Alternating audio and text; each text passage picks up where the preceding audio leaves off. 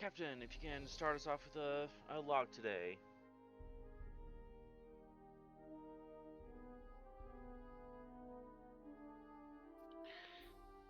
Captain's log, Stardate 54911.2. We've been on our way towards Starbase 621 for a while, as we had to slowly crawl at warp 7 to bring along the vessel we took in tow. Having arrived at 621, it's been very uneventful, and it seems that the Klingons that Calder made contact with have not shown up or decided not to show up.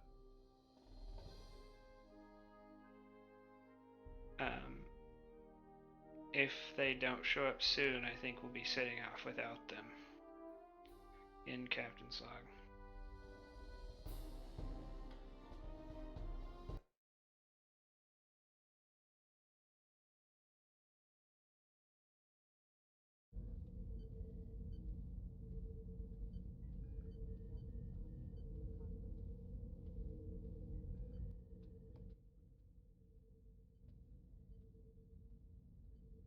Very well. As we start our ventures off,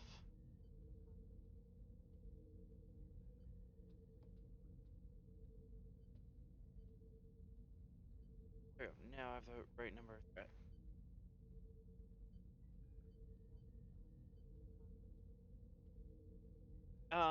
We have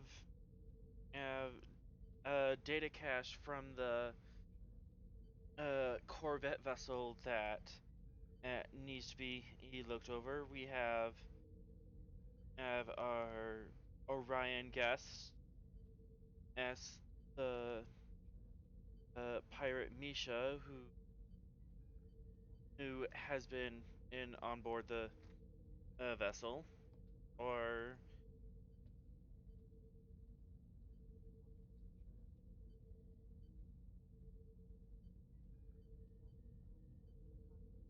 possibly not. Captain, what have we done with this Brian and woman?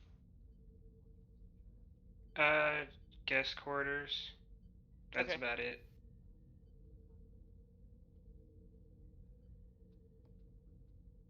Probably should have asked. I was assuming in guest quarters, but there's a possibility you could have just kicked her off your vessel and left without her.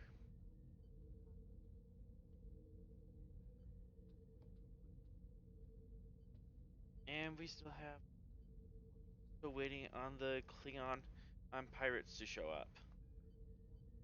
Well, they're not pirates. They're Klingon mercenaries.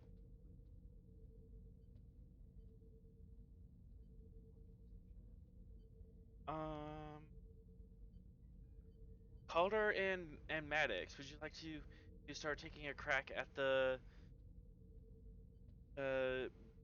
data cache you found on the Corvette vessel?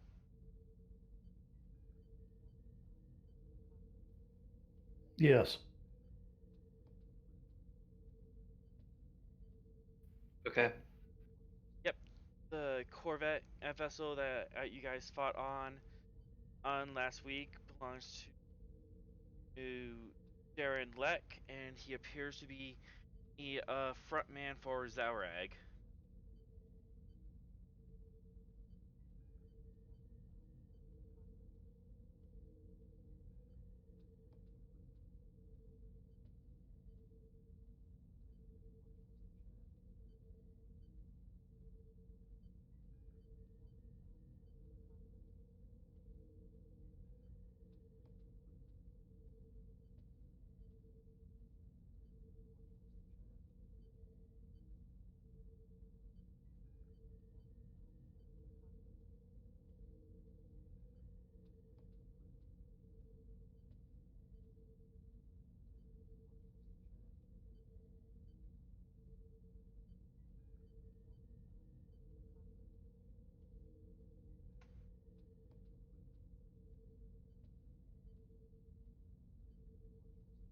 All right, so we have work track, ag care, control plus security, difficulty 3, complication 3, resistance 2.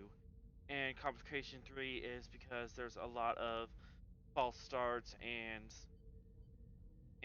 false entryways that you could trimp and potentially erase the data. And this will be assisted by ships, computers, security,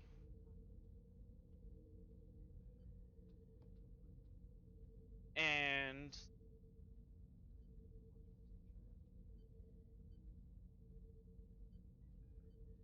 Maddox, you can assist with engineering since this is a computer type thing.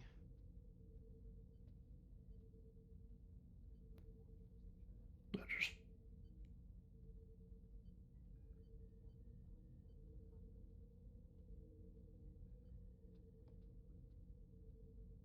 All right, who would like to take the lead?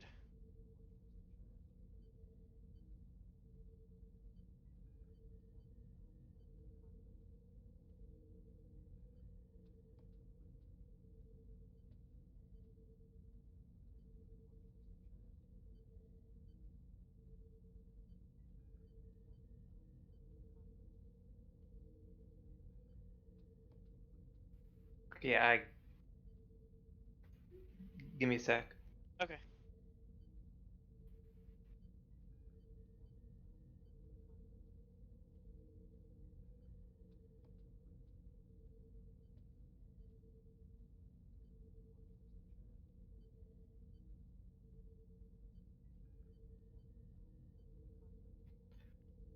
I will spend a threat to add a dice. Okay.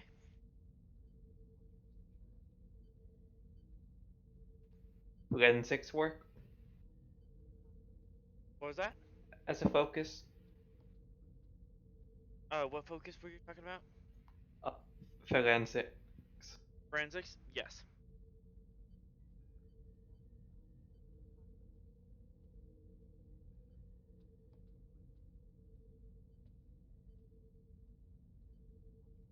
Assisted by computers, and Maddox can and assist with control engineering.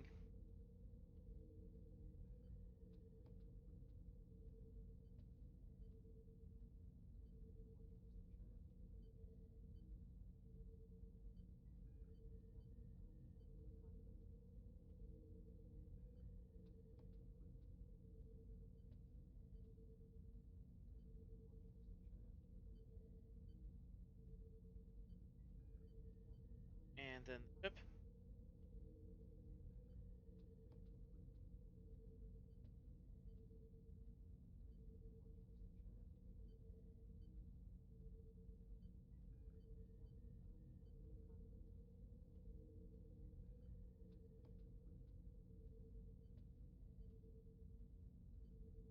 Excellent. We got 3 momentum off that as you've cracked the first layer of this data onion. Now roll 2 plus your security score in challenge dice to see how much work you get.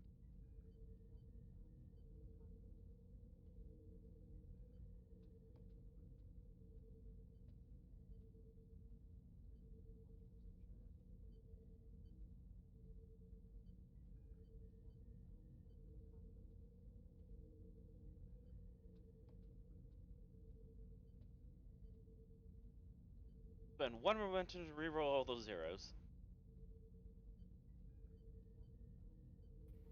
What I'm doing. All right.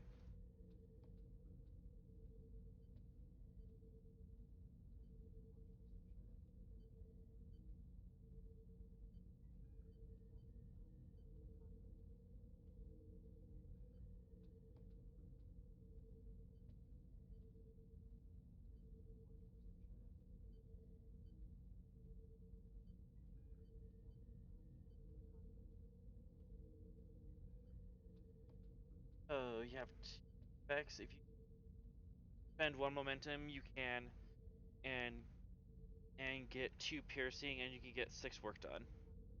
That's what I'm doing. All right. Excellent. That is one breakthrough down. Two more to go.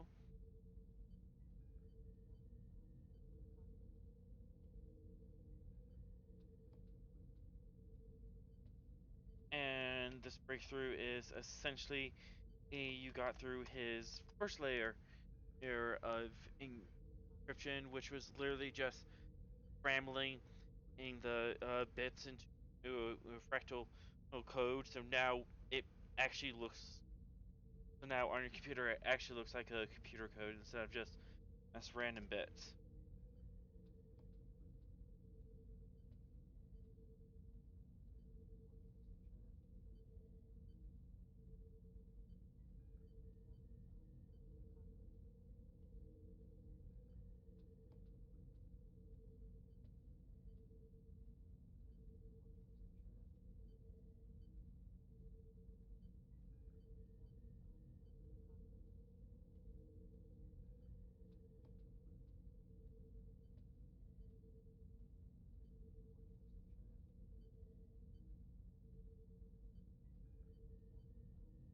Alright, so same roll as before. Control plus security. 2, comp 3, 2 resistance, 6 works left to do. Okay, I'm spending one more threat. Okay.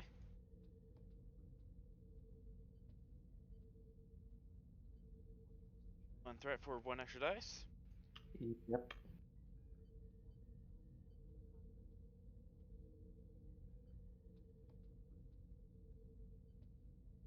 By the ship.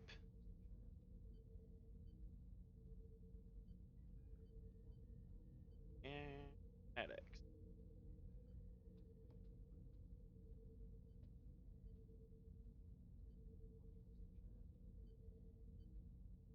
I'll just take the first one.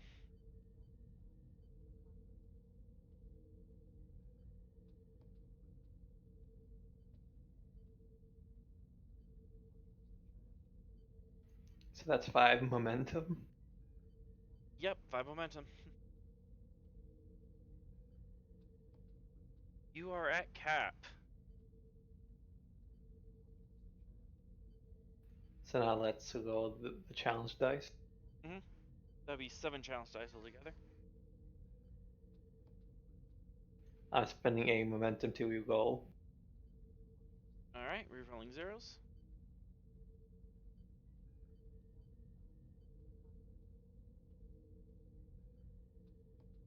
I'm going to spend a momentum to add 2 piercing. Okay. Wait, no, we all. Let me count how many things we need, because I don't think we need the pierce. Nope, we even need the piercing because I'm guessing with the resistance we need uh, two more. Two more. You would need 8 work altogether. And we have 9 if the effects count as 1. Effects would count as 1. So, yeah. That would be a 1 breakthrough plus another breakthrough for finishing the work track. Yep. So, in record airtime, you who bashed through the security protocols this guy had, which were impressive but not quite Starfleet impressive. And you found several logs that include previous meeting spots, dead drop op zones, and talks of previous transactions that Xareg has personally asked for. These new contracts, which are about a span and for about 3 years, and most of them have just been various things of weapons, platinum, and slaves, high value new items, very interesting, very normal stuff. And it was about 6 months ago that, the order started changing, and it wasn't specifically slaves, but it was slaves that had histories. He's in archaeology, xenotechnology, the astrophysics, and that kind of stuff. He was also trading out some interesting technology, and basically, yeah, he was trading out interesting technology, including some new disruptor air designs that appear to be military grade.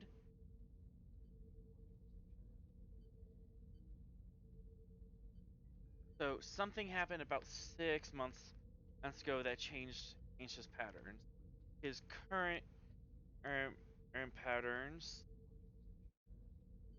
he had a dead zone. He had a dead drop site. Map over here.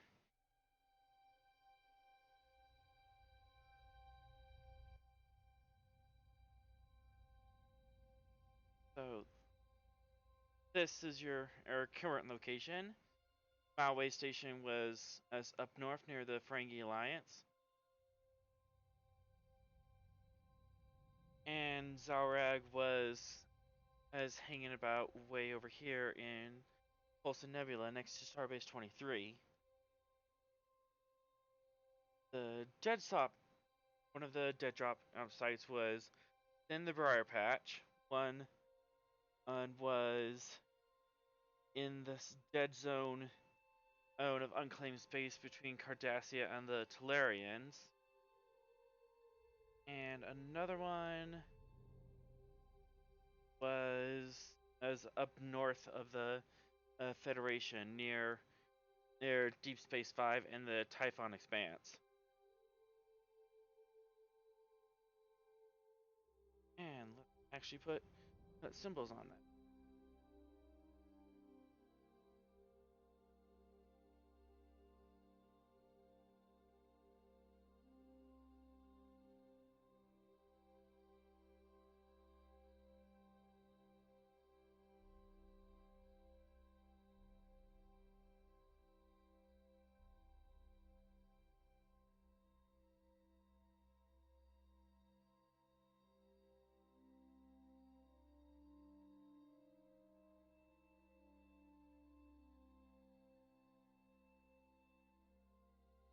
Yeah, I can't call everything the mysterious tokens.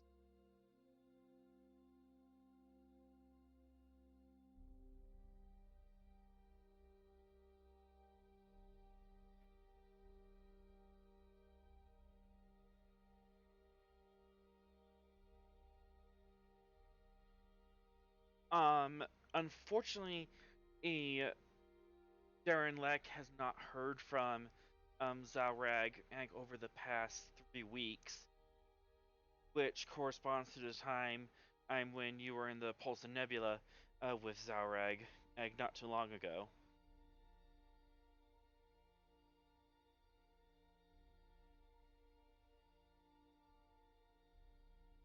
And the very specifics of the dead drop sites, they're in the middle of nowhere. They're not near any stars, near any flag places. They're just number coordinates that are in the middle of nowhere.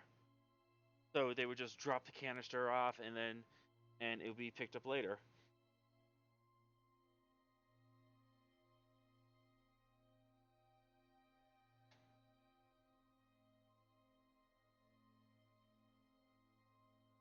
The last drop that did happen was within the Briar Patch.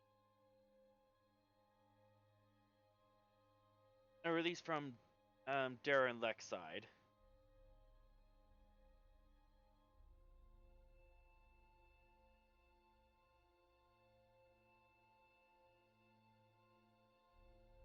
Do we have any questions that you want to ask about this data pool? I can answer questions for either momentum or possibly security insight roles, depending on what they are. And you actually get free questions because of lead investigator. Do you have some in mind, Maddox?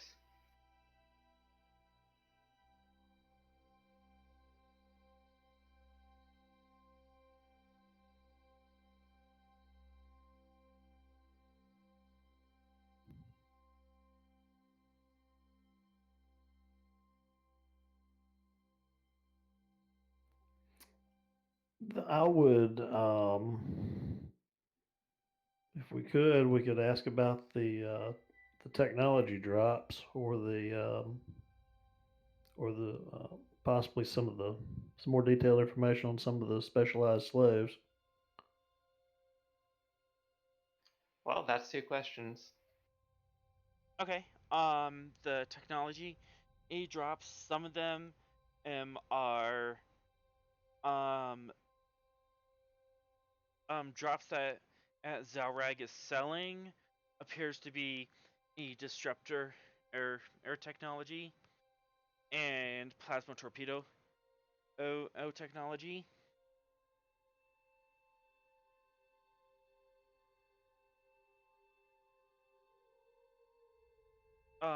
Drops that Xareg has bought has appeared here to be um mega engineering aim projects.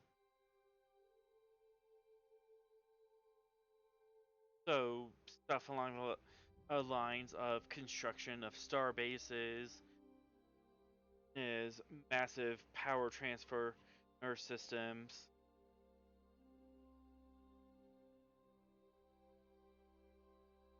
But Maddox, give me an inside engineering role. There's something about his shopping list that seems off.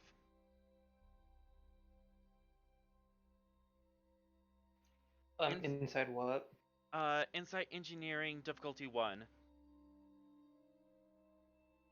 Could I give him assistance? You can assist him.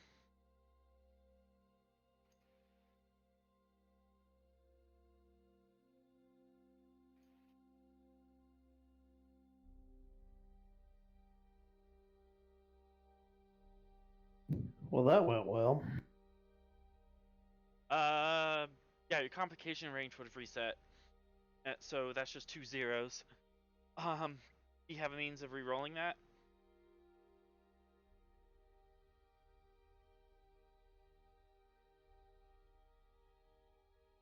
There's the power of dedication.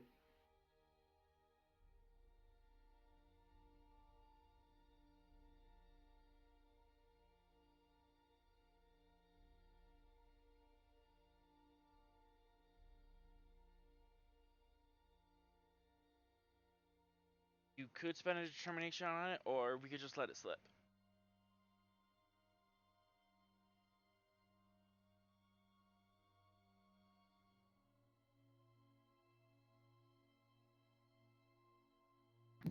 Yeah, I don't know if I have a value that I could use a determination on.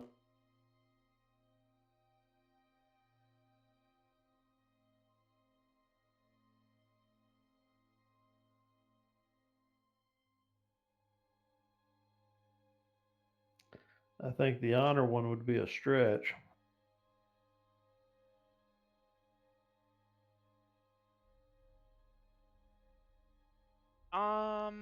I'll take Starfleet engineering specifications or guidelines in a pinch. Okay, I'll use that and burn a determination. All right, you may reroll.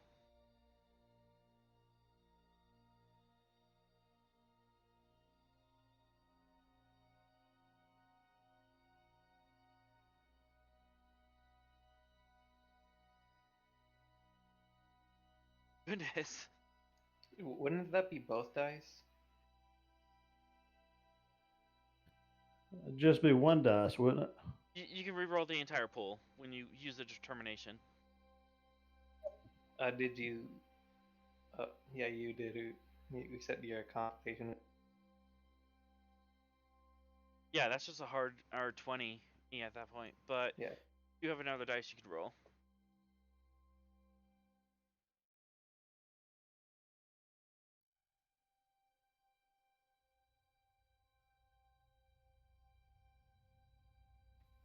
Okay then.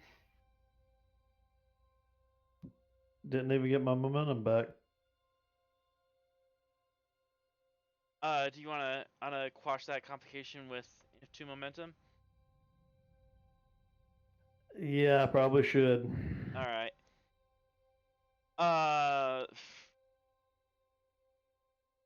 Yeah, the shopping list he's getting power converters. There's lots of structural engineering stuff, structural integrity fields. Lots of duranium he's trying to get.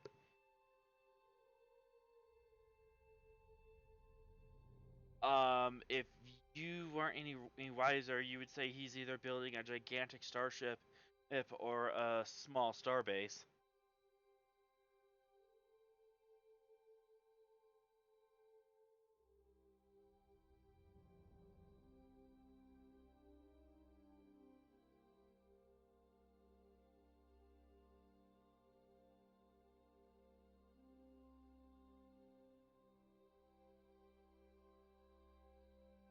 Any other questions?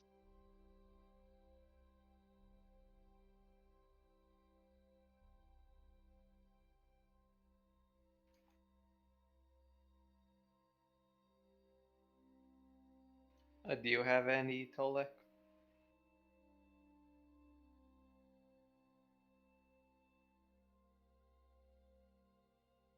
Negative. Elder?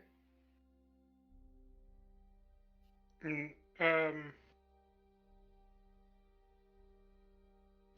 can you find the normal way they contact him? Can we do that? I'll take that for your investigator gives you 2 free questions, isn't it? Yeah.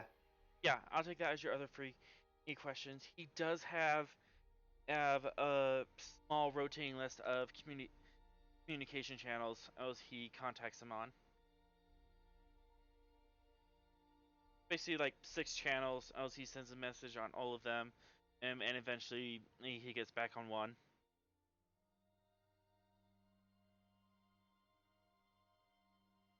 Including the encryption protocol.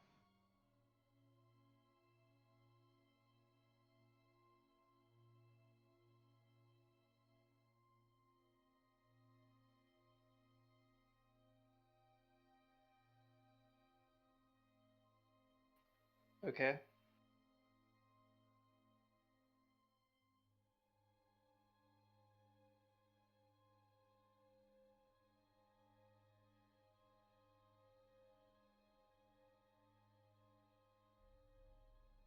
No, what about the computer we snagged from him?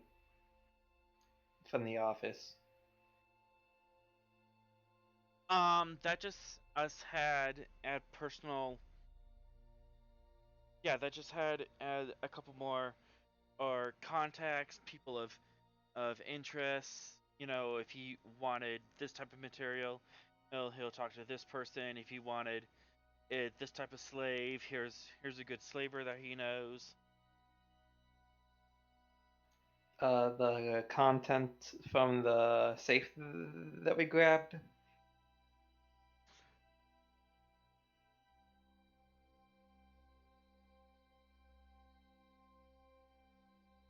A couple personal artifacts and a disk drive that has clearly been and decoded as well.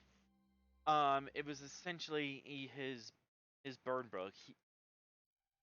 20 or 30 criminal contacts, with names, locations, and how to contact them, current citizenry, and a couple aliases on some of them. Okay, so pretty much we have his black book. So what else do we need to do with this data stuff?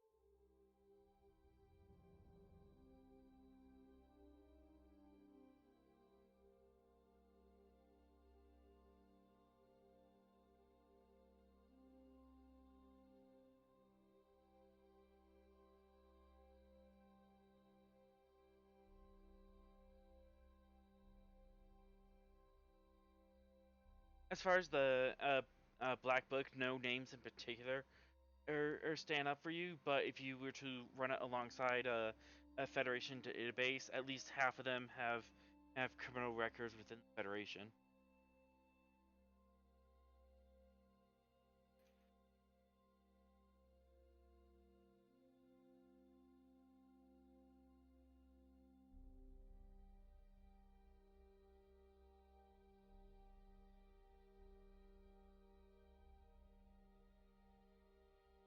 Okay.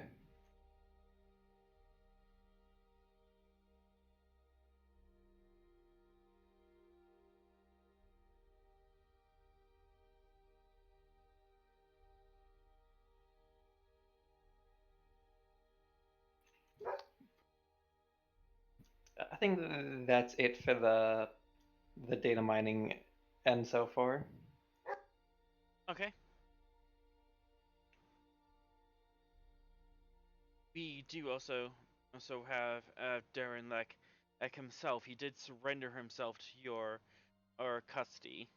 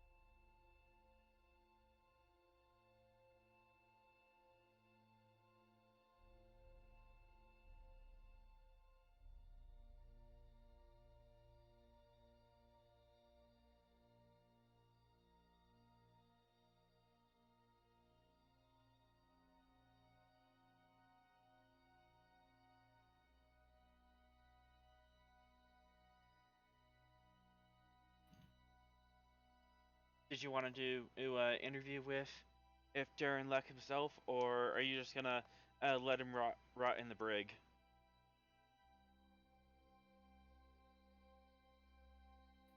I think maybe have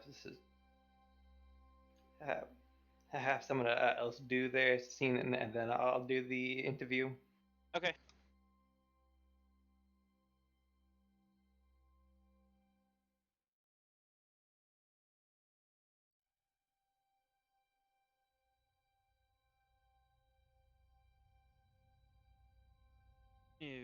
New scene.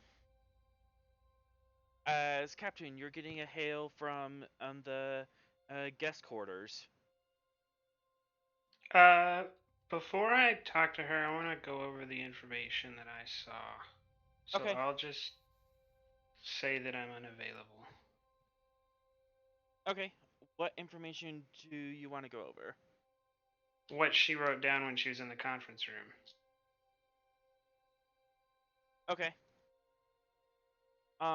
What she wrote down was basically that Xareg is cheating. He is getting information and technology that is a grade above of what normal piracy has, and she has suspicions that he has as a military backer. And given the technology that he's been imported running around, and with she is saying that he is working into the likes of Tal Shiar. What their end goal is, she doesn't know, and all of her evidence is circumstantial. But she's pointing the finger at the Tal Shiar, which you don't do that likely.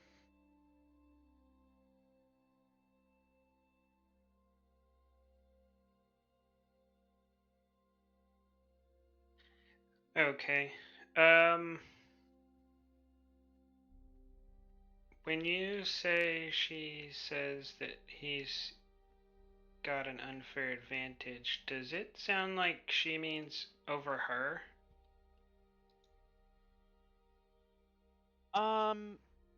Partly over her, partly just over the market in general. Pirates are quite competitive with each other, and when one person gets an unfair advantage, it tips the market too far in their favor, and it dries up everyone else's is bounty.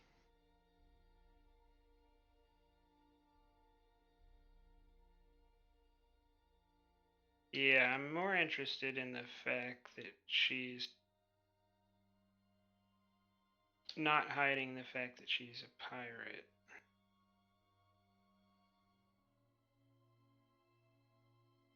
She hasn't said anything in explicitly to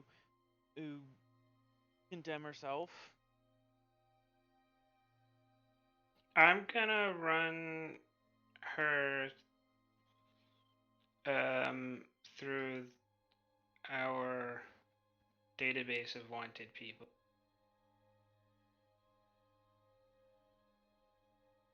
Okay.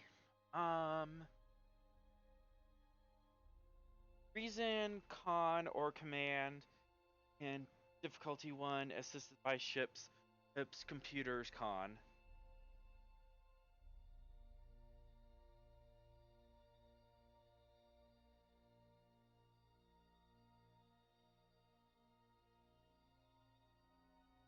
Take a threat.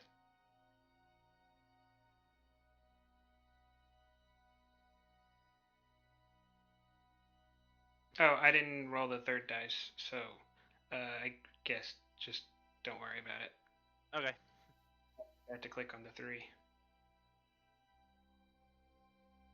Fine, I want your threat anyways. And assisted by the ship's computers, con.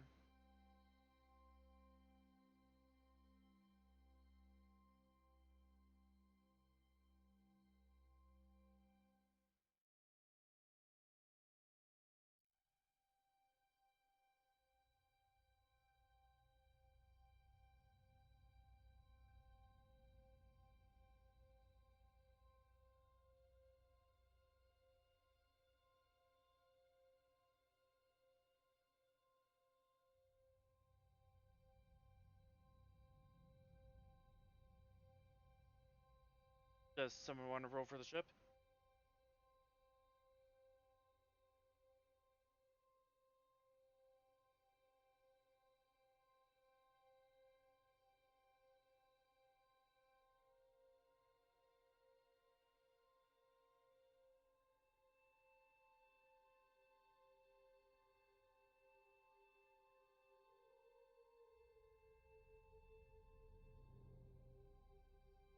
What was the realm?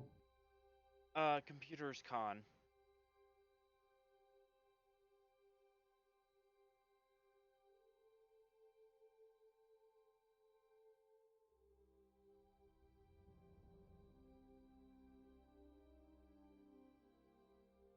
Three momentum gained.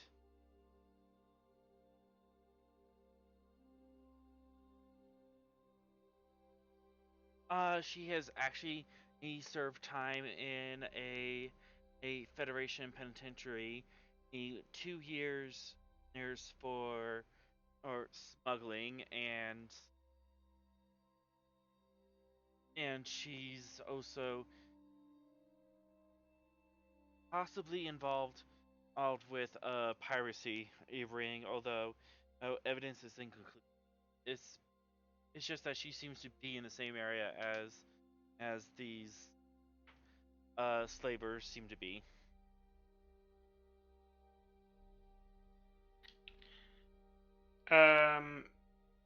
Does it specifically call out that there's concern that she's involved with slavers or pirates or both? Or does it use, are you using the word pirate and slaver interchangeably? It would be different instances. She has served time for piracy and smuggling specifically. She he is wanted in connection and with slavers, specifically Orion slavers. But it has her listed as a person of interest and not a suspect.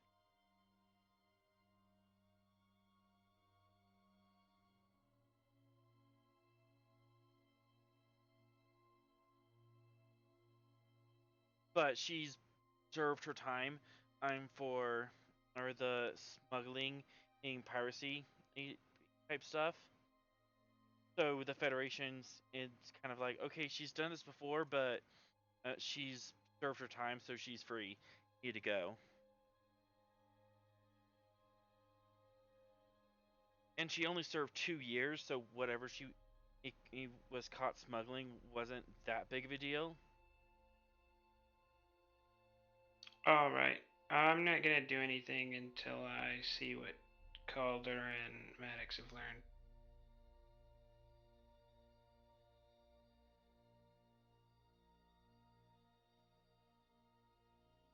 Farewell. Tolek, was there anything you wanted to look up or scan? You're so at a Starbase base right now, so there's more resources available.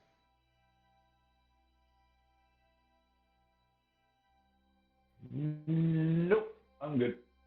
Okay.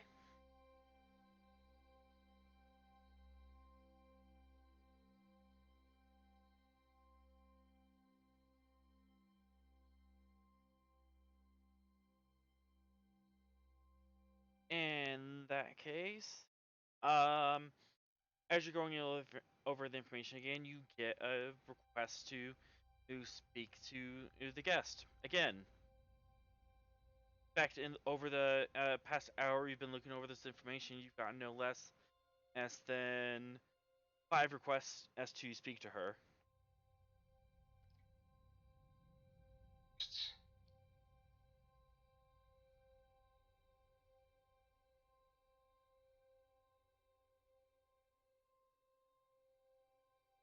In fact, I'll go and see what progress Calder and Maddox have made.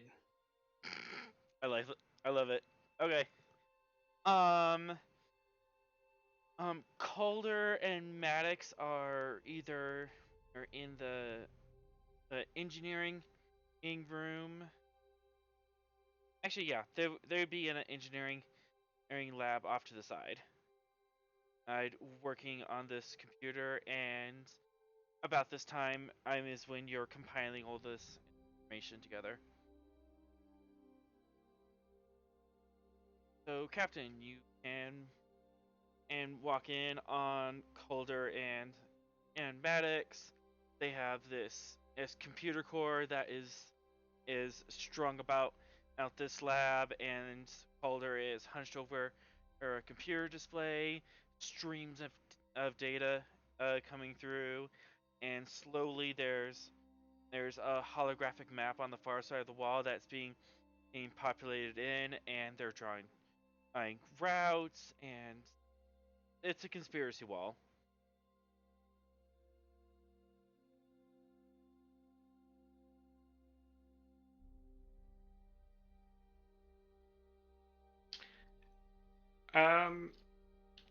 So what progress have we made, commanders?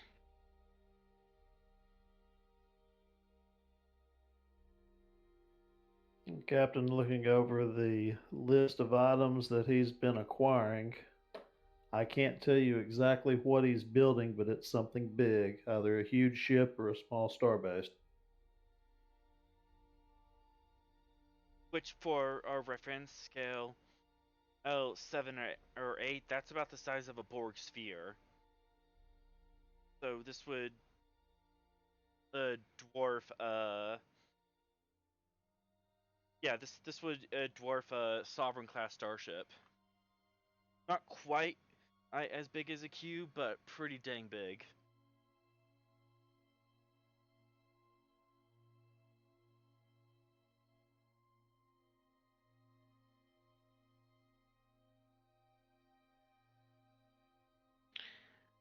Do we know where it is?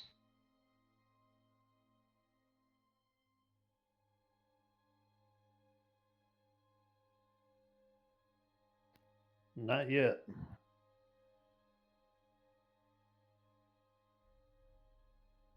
Although Calder did draw up a routing system between all of them.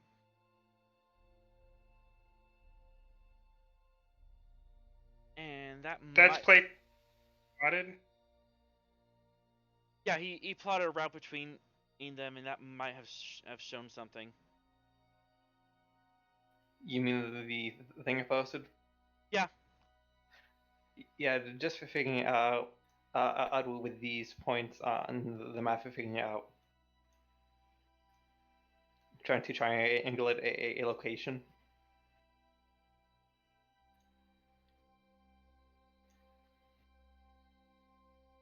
Where they would have to reach these 3 spots at a reasonable time.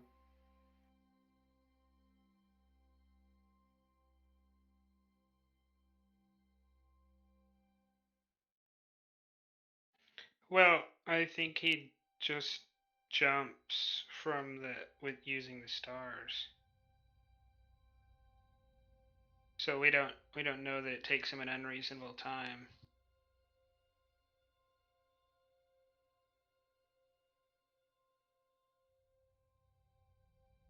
Well, I mean, we still need to figure out the starting route of these three points. Have you learned how he was the pirate we captured was getting in touch with Xareg?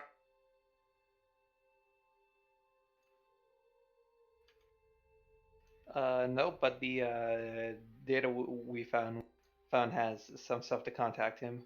Was Xareg. Is it enough to send a message to Xareg?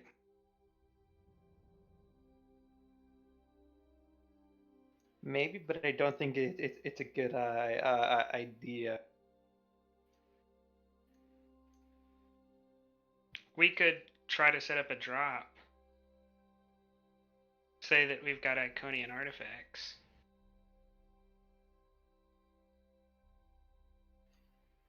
We could.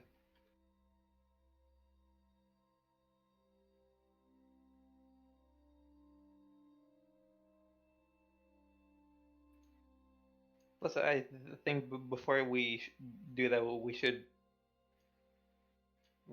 investigate the point of interest that's a little north of us on the map.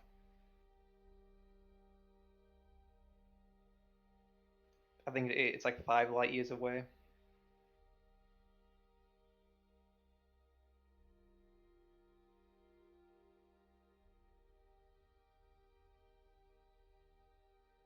And in fact, that is true. You do have a planet of interest as from the original data cache as you got from the Noskin and Cruiser several weeks back.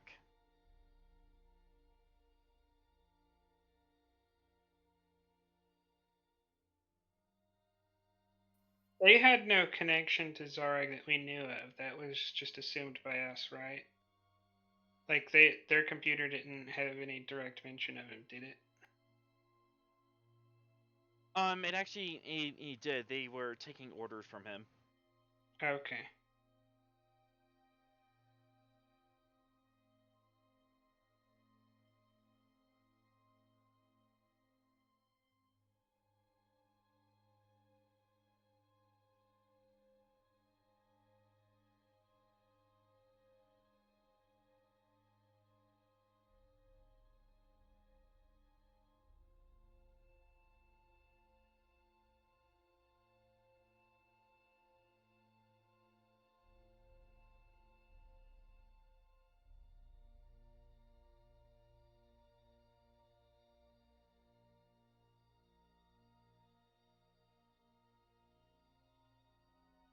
Anything else? Maddox, based on the materials that you see, what are some major components that are not on that list that you would need?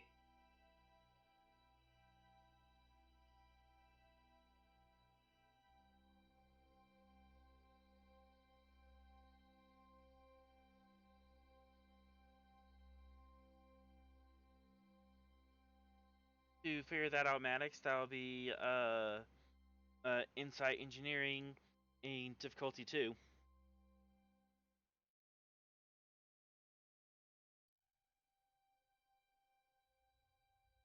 I will use 1 momentum.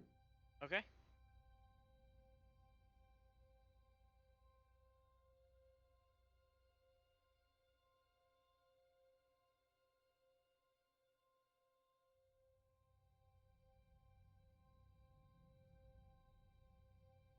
Gain a momentum back.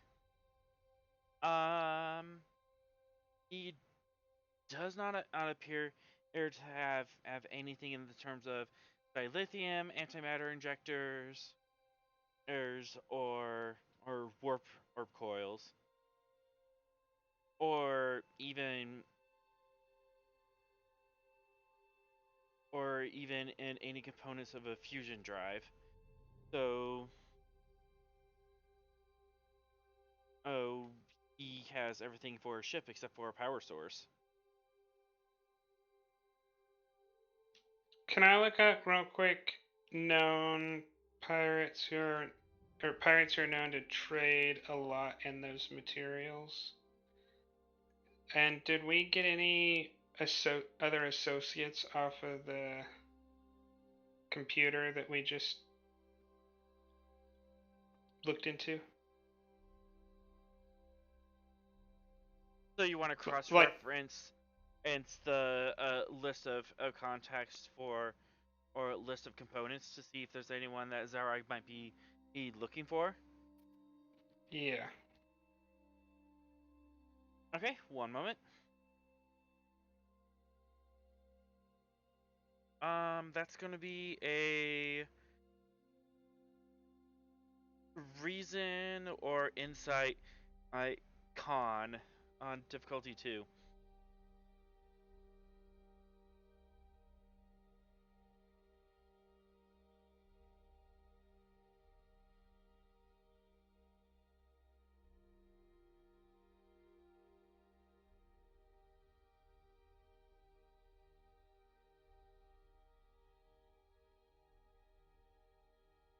Say again what the roll was. Reason and con difficulty 2.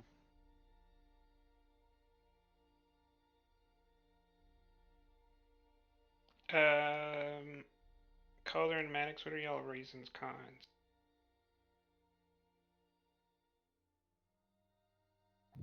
Reason cons 12 for me.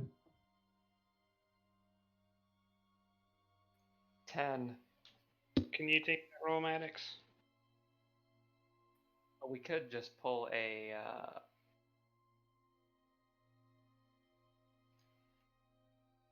Let's see what our. Oh, we don't have a con support officer. Well, crew support. We can make one real quick. Should we do that?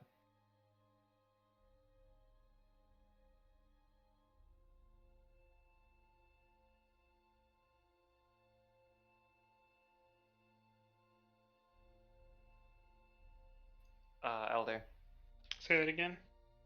Should we spend a coup point to get a con officer?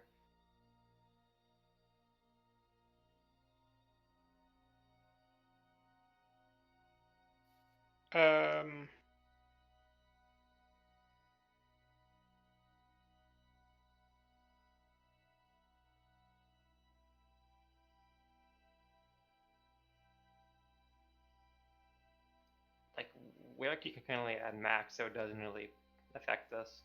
Yeah, if you want to roll one up, go ahead.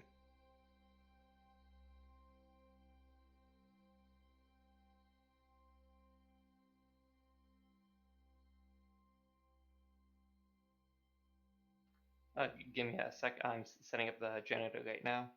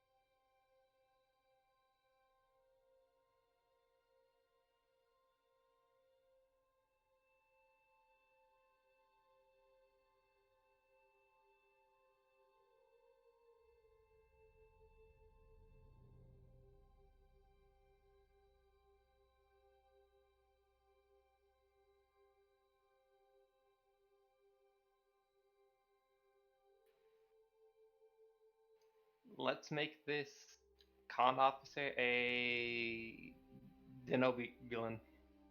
Okay.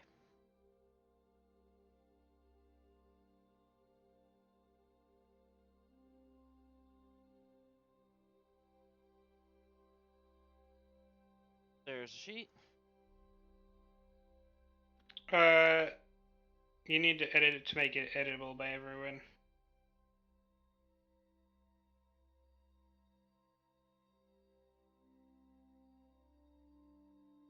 Now it should be editable.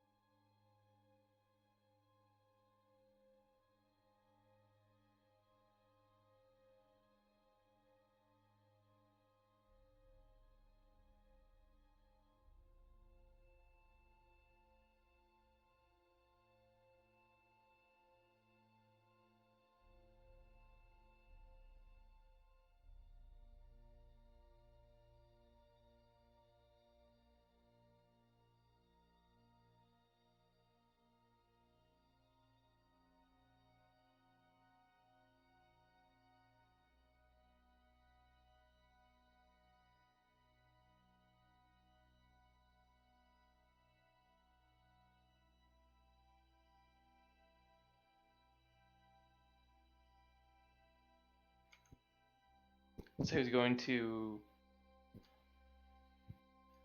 fill the skills, or is it going to be me? It's gonna be you. Oh, okay. Give me a sec to just.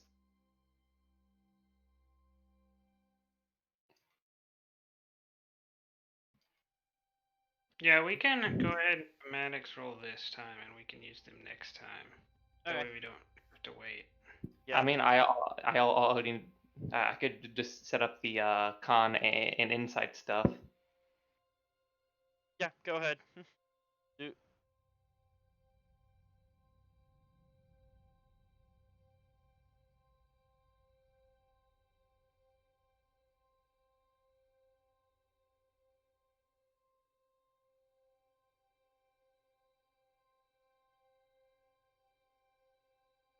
I mean, you also have 6 momentum, so.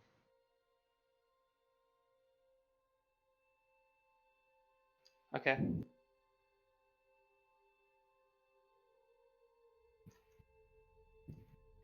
And what is the goal for again? To cross-reference the missing ink supplies on the list with known contacts on the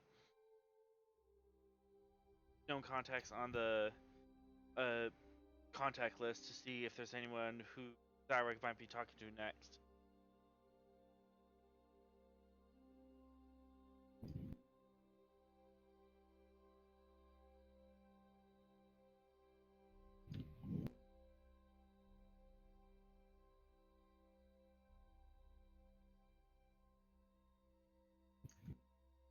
Let's say for one of the focuses is investigation. Yep. spend a momentum to add a dice. Spending momentum.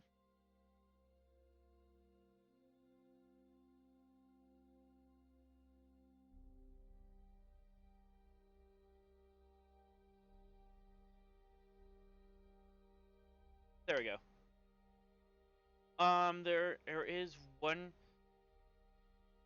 There's actually one or two people that pop up on the list. One is Talek, Zakdorn salvage yard owner near the Agola sector. Apparently he's very good at also, oh, covering up ship identification.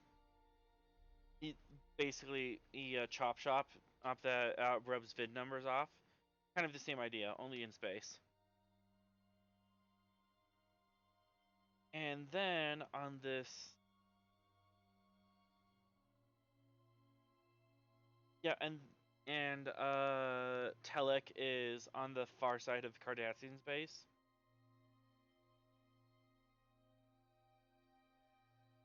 And then over by the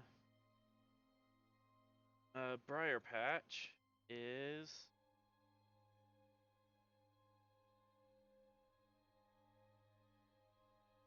Noskin and called Felnor, or who is very used to going raids and out of the Briar Patch and breaking ships apart, or and selling them in for scrap.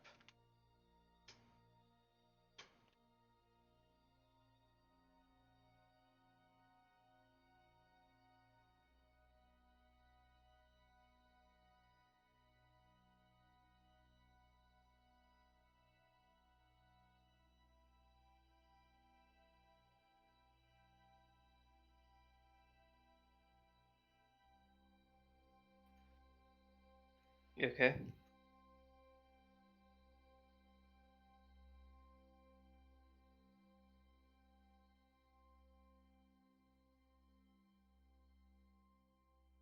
And yeah, those are basically good people for if you need parts for a ship, here's where you go, and if you have ships you want to dispose of here's where you go.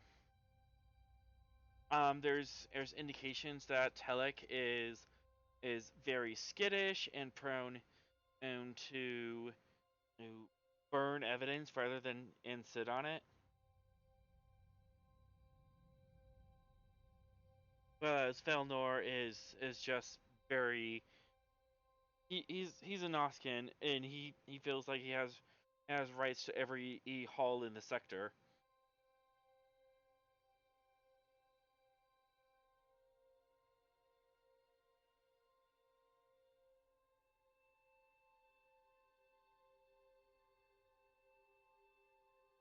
Any additional questions for momentum?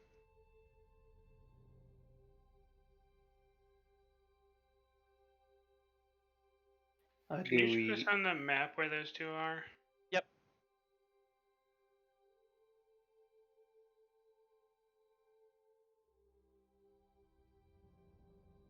Telek, the scrapyard guy, is down here, and Thelnor is up here. They're within the Briar Patch. Although Telek has a scrapyard, so he's kind of in a more fixed location. Felnor just operates out of the Briar Patch.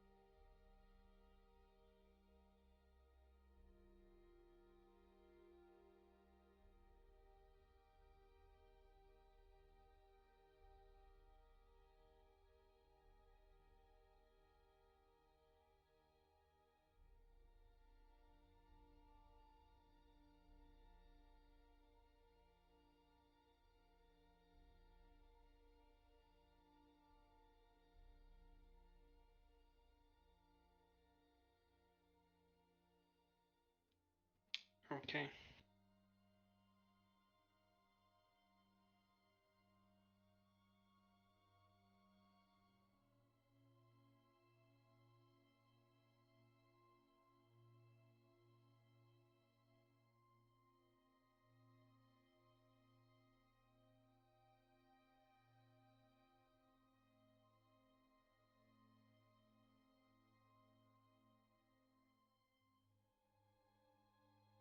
Any other questions?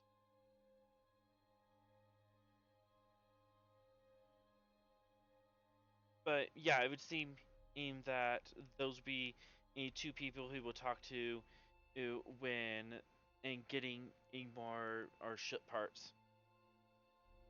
Who specifically he was talking to for the ship's parts is unknown, as the specific buyers are buy and sell list is heavily encoded.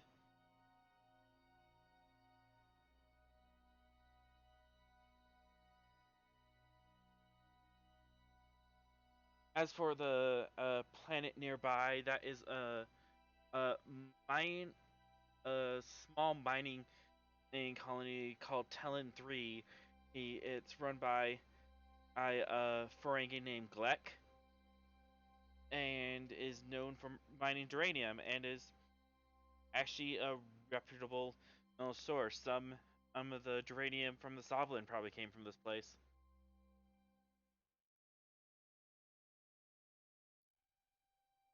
So it's kind of weird that this would be on a pirates list.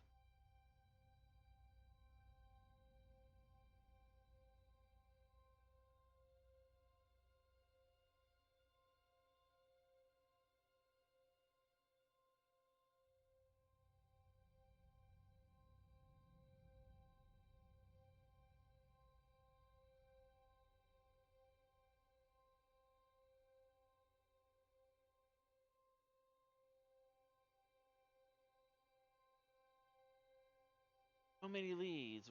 Where do we want to go first?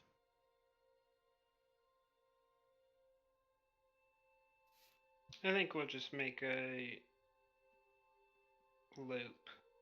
Go up 5 light years, go down to the Briar Patch, then take the 18 light years over near the nebula, then go over to the one in the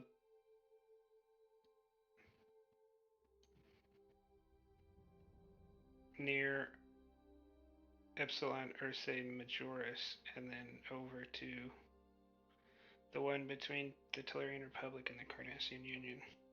Okay. Big old loop-de-loop. And you finally figured all this out after chewing through the data for the past 3 weeks.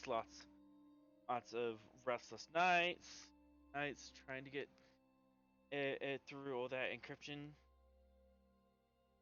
But finally,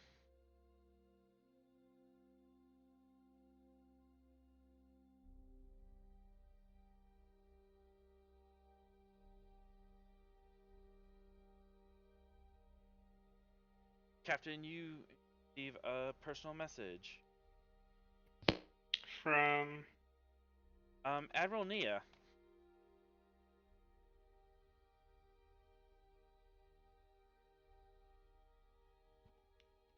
okay, I'll read it.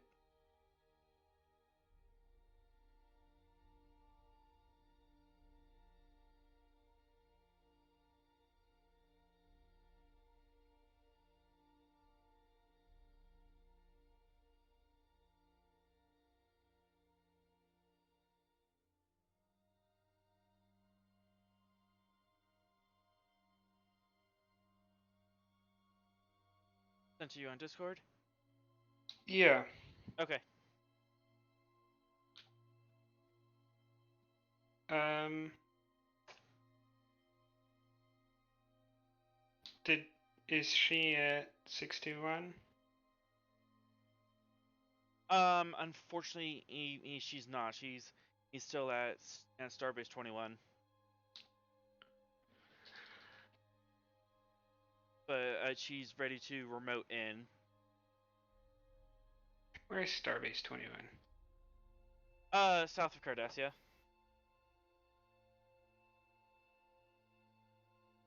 Yeah, that's out of the way.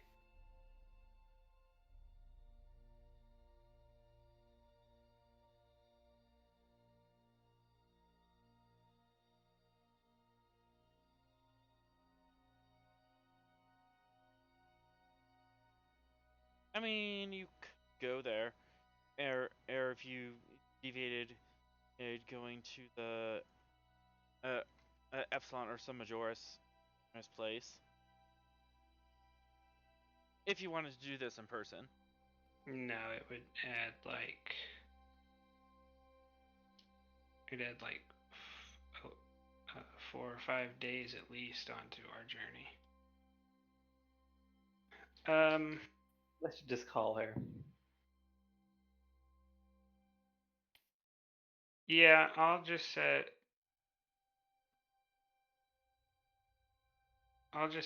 up a thing in the mess deck. Okay. Captain has called for a meeting in the mess deck. In formal wear.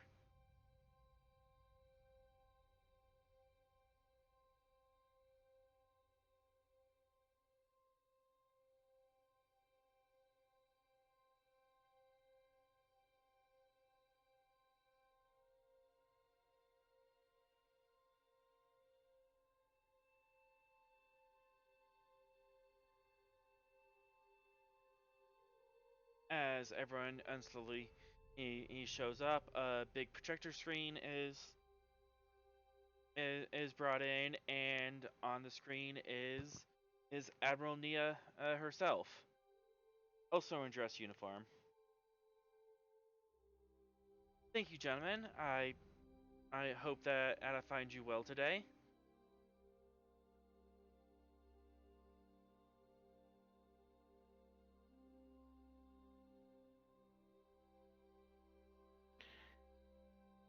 Yes, I think we're all doing quite well, Admiral. Very well.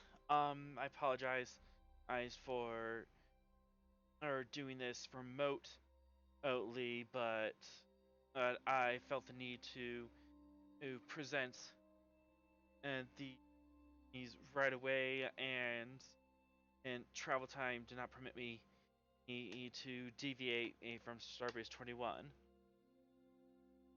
However, Lieutenant Commander Maddox, for acting above and beyond the call of duty, for gallant actions commanding civilian vessels in combat zones, for protecting personnel all on board, for courageous actions in the face of overwhelming odds, I present to you the Medal of Honor.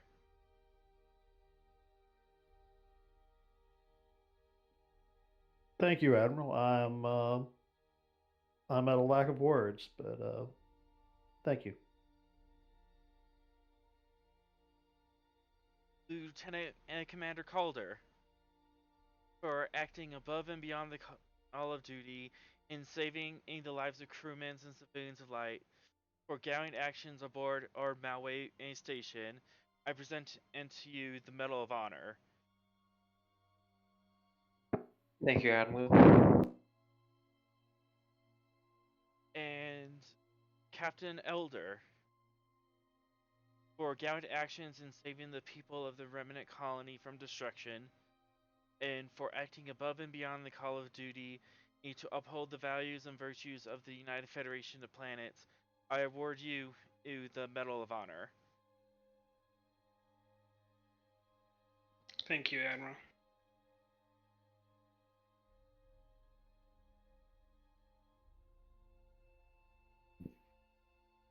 These have been placed upon you for the reasons ends above, and in the hopes that you will continue to act gallantly in service of the Federation and her people, that you may become a beacon of hope and light at the edge of our civilization and continue to serve as the brightest light upon our darkest frontiers.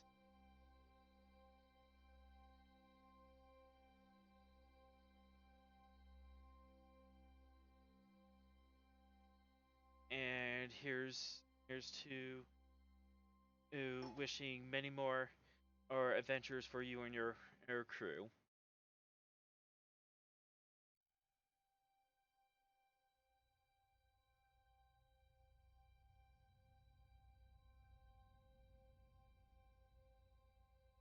Do you have any remarks?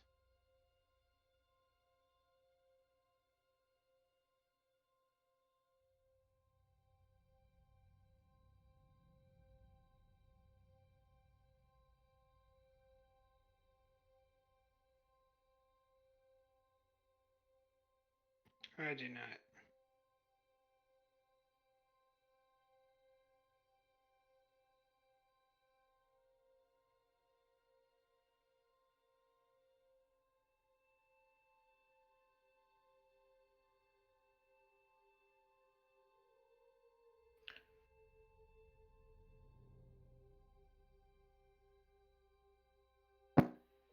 Question. This is above game. Okay. Do the medals of honor have any benefit? Yep. It does have a in-game benefit, and why search engine not working?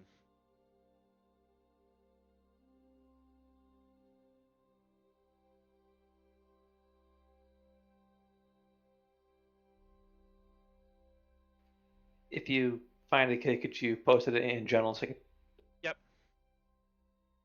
There it is.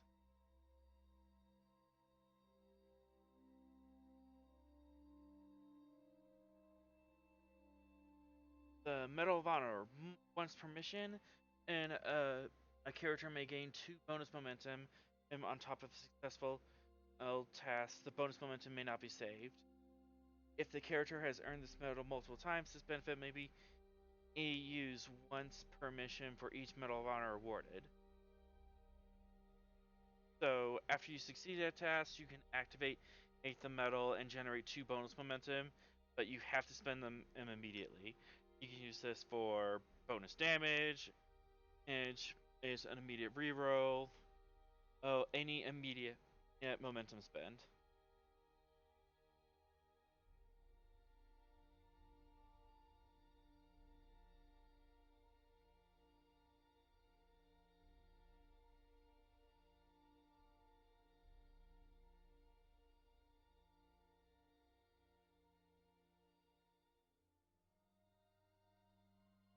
And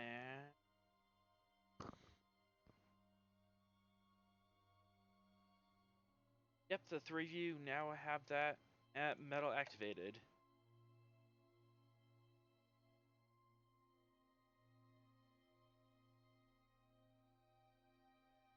And it is about this time that at Captain you received notification and that the Klingon war arbor the Bra'TaQ have as decloaked next to the station and is requesting a hailing with the commander of the Svalinn.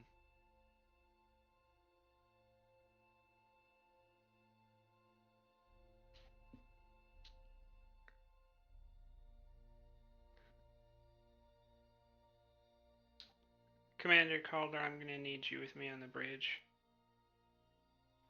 Aye, Captain.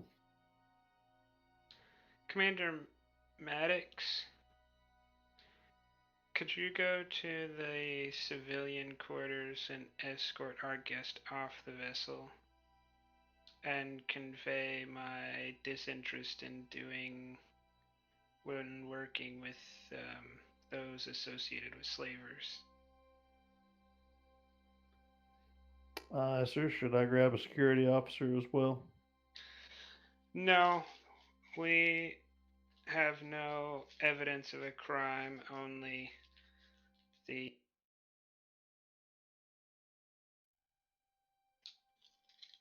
only reports of this unsatisfactory associations. Aye, sir. Well, take a ask for one of the female security officers to accompany you, for obvious reasons. Aye, sir.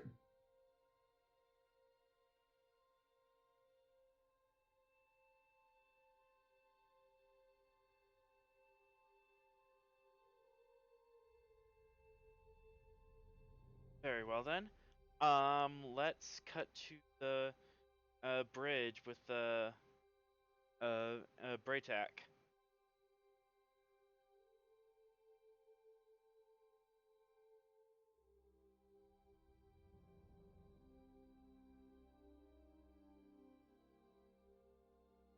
And on screen are the two Klingon officers that you've met with, if Calder,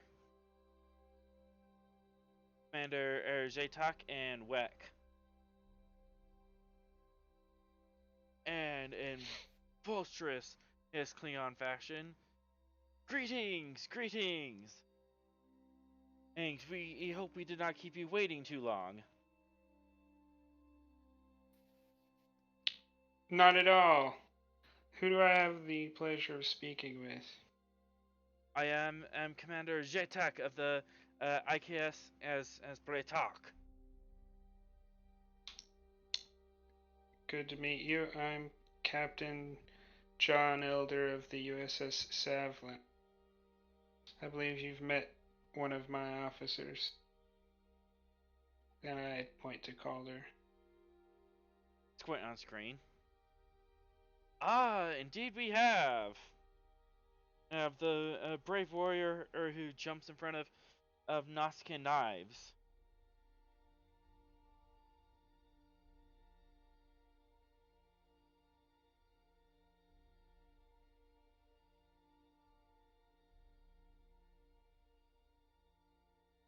Well then, and it appears that we have a similar interest in a certain in someone who's been making trouble in our galaxy.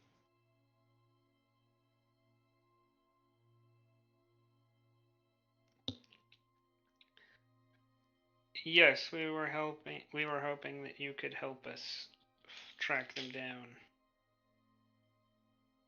We may be amenable to a joint operation. May we come aboard and speak in person?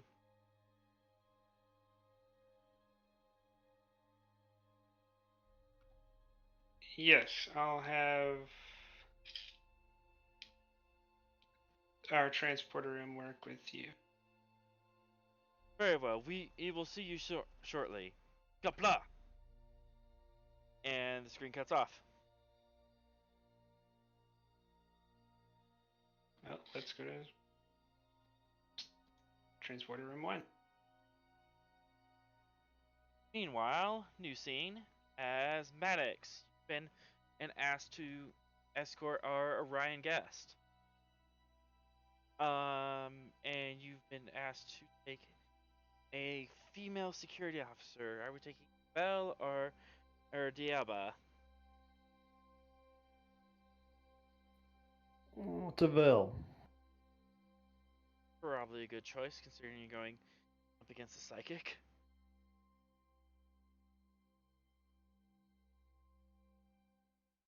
Okay, you go to her room and you answer the doorbell. No response.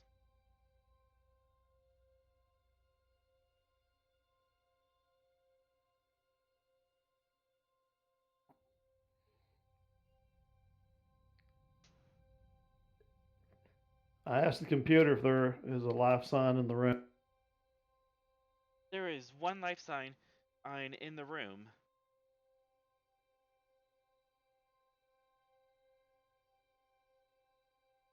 and then you hear something and thud against the wall.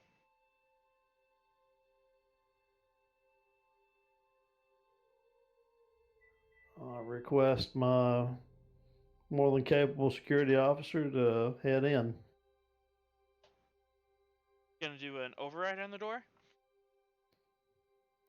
That's probably the best way to do it. Uh, control security or engineering, a difficulty E1, and to peel the door open and then hotwire it, or presence command difficulty E1 to request entry from the computer.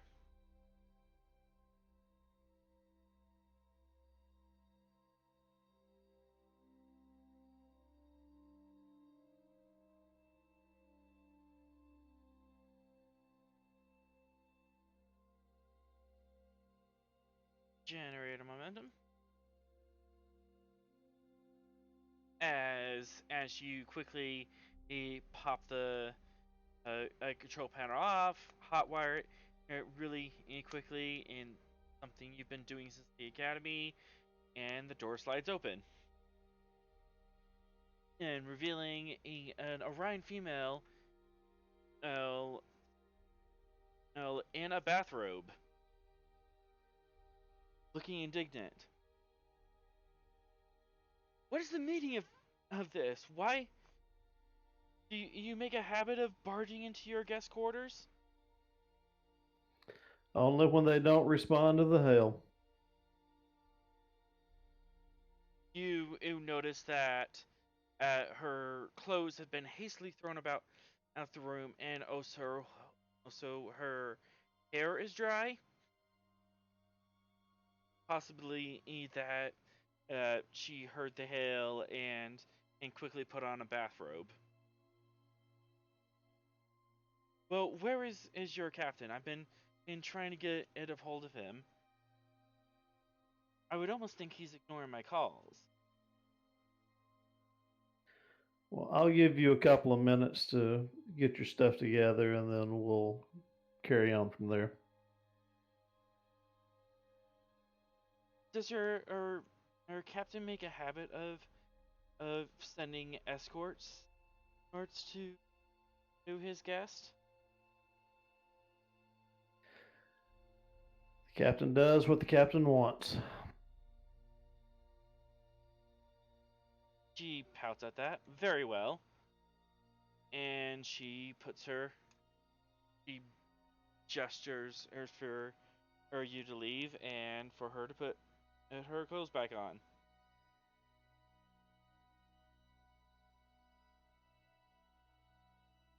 I assume you do so? Indubitably.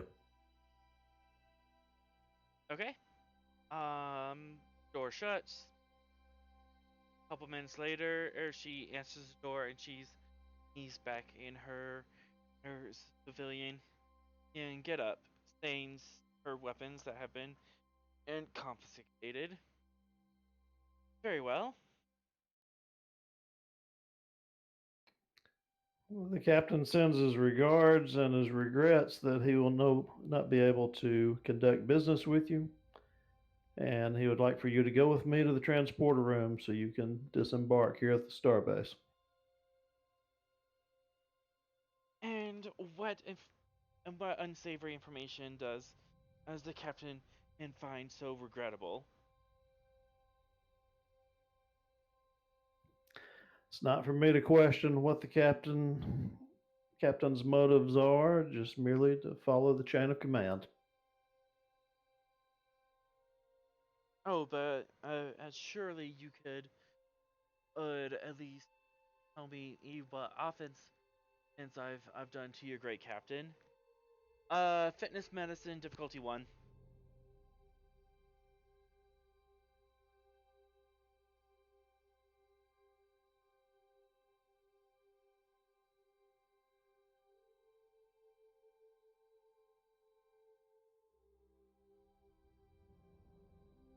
Now you can lock her up if you want to. Really? Yeah. You get a slight dizziness, it's a slight euphoria, but you shake it off. Yeah, and you actually have one float. But you effectively resist her Orion pheromones. Although, admittedly, a light dose.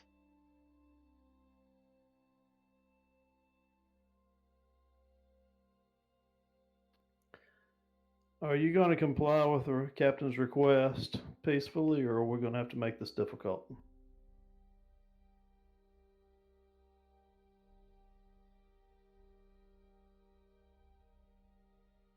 If this has to do with my, I suppose, connection with if slavers, just because of my green skin does not mean I agree with such a practice.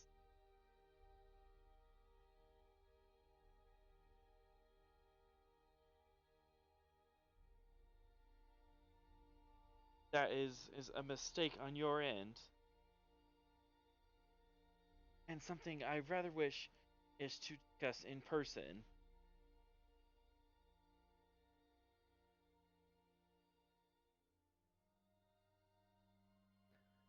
Again, I have my orders.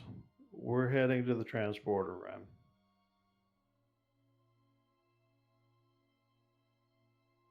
Uh, fitness, medicine, and difficulty 3.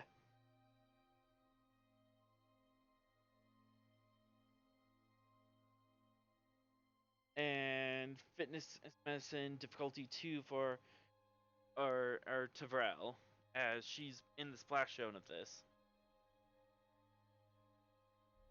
I will use one momentum.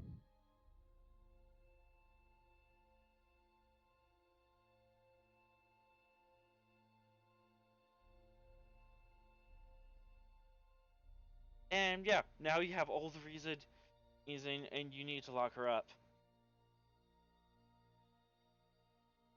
What is Tervel's rank?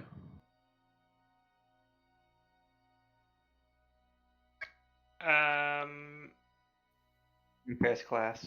Crewman first class. So crewman would be the shorthand.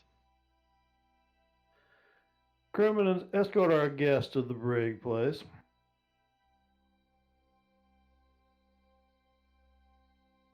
Aye, Commander. And she'll step forward with a.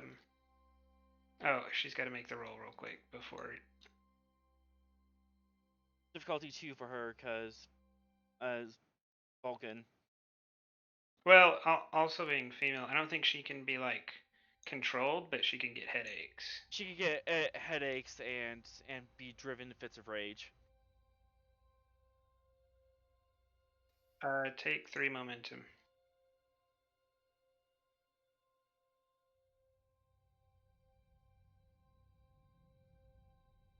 Gain 1 back. As Tavrel also resists the effects. She'll put her hand on her phaser, but not like pull it out of the pouch, and step forward. If you wouldn't mind accompanying me, ma'am. Very well. And she'll lead the way towards the brig.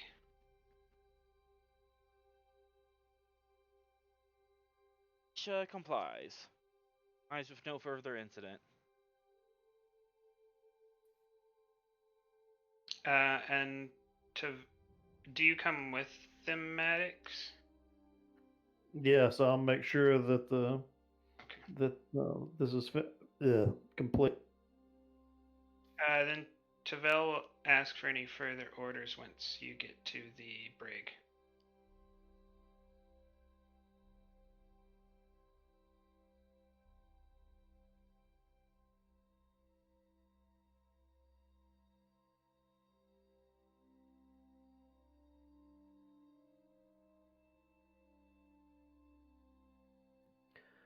We have another guest in the brig, don't we? Yes, as Darron Lek. I'm assuming you're gonna keep them in. Should- In We actually should have an almost full brig. yeah, pretty Like- much. Actually, wouldn't the Nausicaan prisoners be transferred to the Starbase? Oh yeah, could we over that 3 weeks? Could we have transferred everyone but Vec to the Starbase? Yep, easily. Okay. You kept Vec on board as a person of interest, and I'm assuming you're gonna keep Vec and Miesha separate from each other. Yeah, I'm not a security specialist, but I would assume that we'd want to keep these two as far away as possible and someone monitoring to make sure they're not trying to communicate with each other.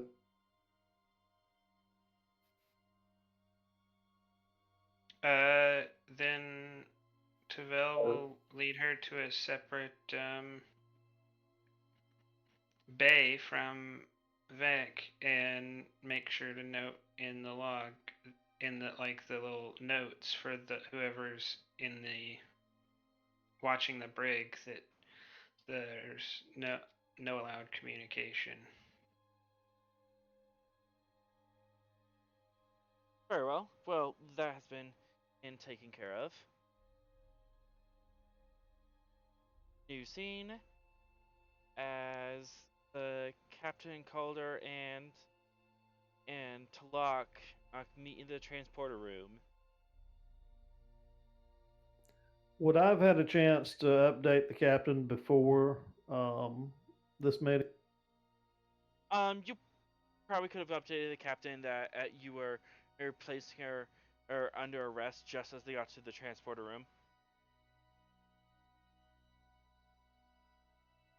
Yeah, I would just briefly tell the captain that I had her confined to the brig as she attempted to use her abilities on me.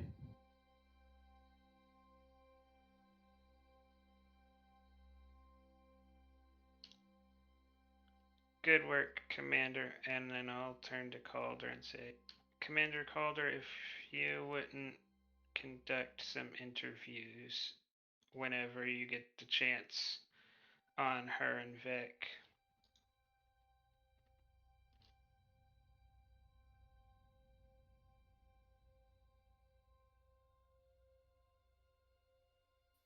You sure you want me to interview Vic?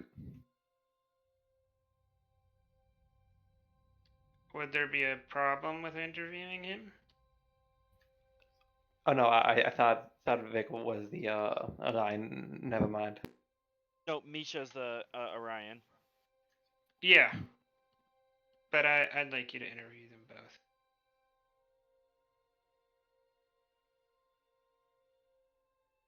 It's less like it's more because that's like your specialty. Like it'd be like me asking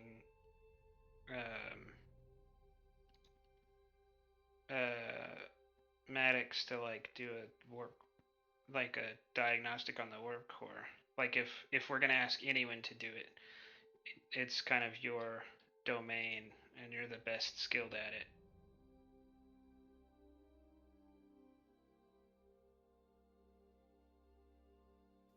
Okay.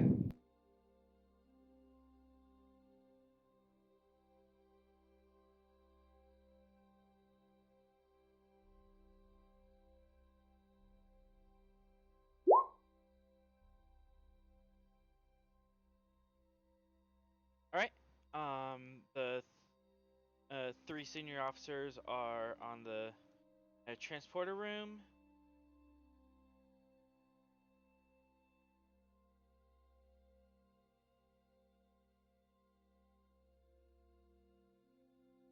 Ready to bring me on board, or Captain?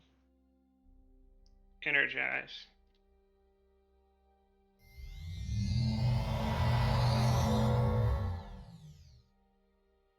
As the two familiar Klingon officers materialize, along with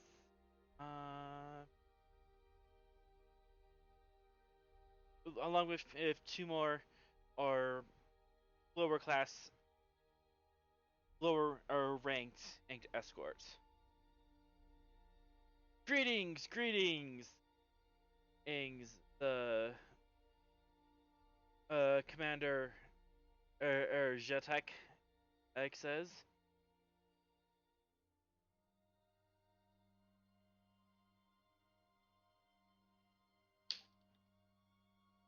Yes, it's very nice to meet you, Commander. I've served many missions alongside the old commander of this vessel. Captain O'Neill, I believe, if it was.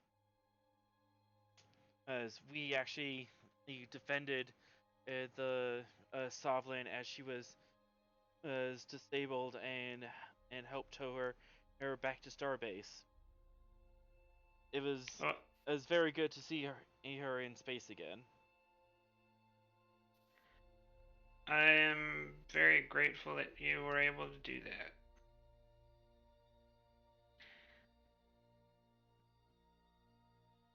If you would follow me this way, we can talk about how we can work together in the future.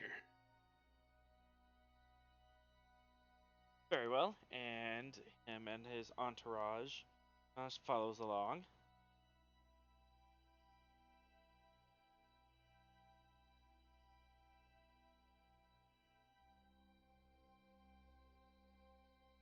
And I'm assuming you make way to the conference room. Yes. Step into the conference room. The two security personnel will stay outside, as it seems like that's not their place to overhear this situation.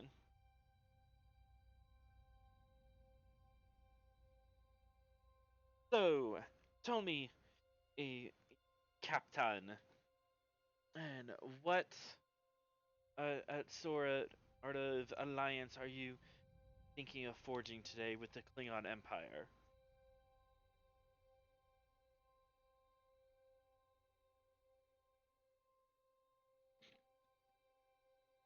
Well, we have possible information on where we can look for Xareg, and we're hoping that you can help us narrow those down.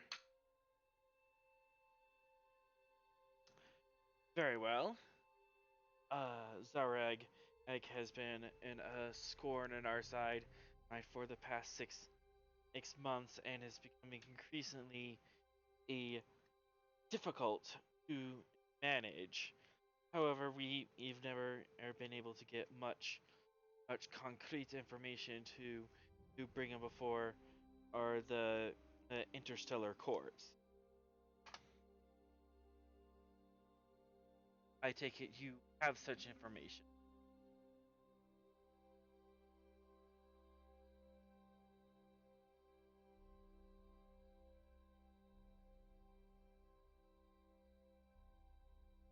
Commander Calder, if you'd like to share with them what we know.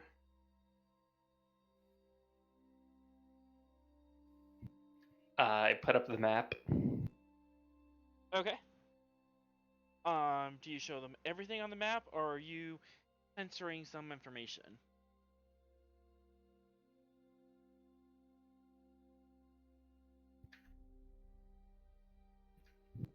I think I'll show them what we have.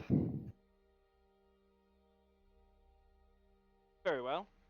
You show them about the two new salvage yards, the mining facility not too far from here, and the dead drop sites, as well as information on where Xareg has been picking up his information and some of his tech. Jalak or Jatek of House Jalak. That's not confusing.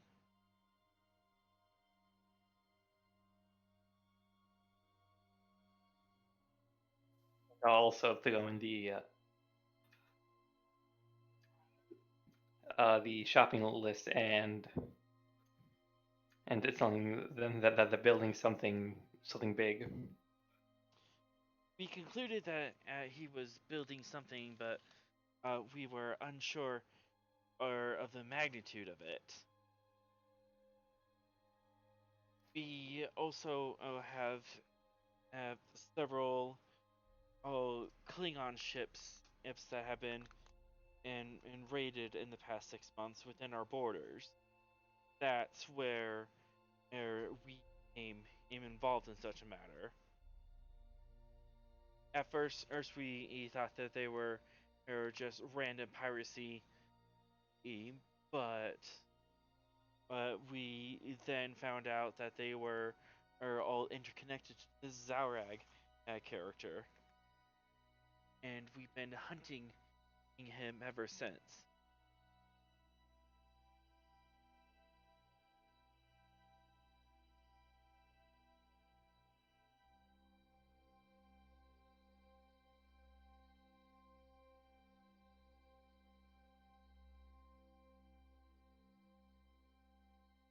In fact, we believe this Felnor, our character that you found near the Briar Patch, is one of the people responsible for our illegally salvaging in our wrecked ships. They've been in wrecking in our shipping lanes, and he's been towing the salvage back across the Federation border.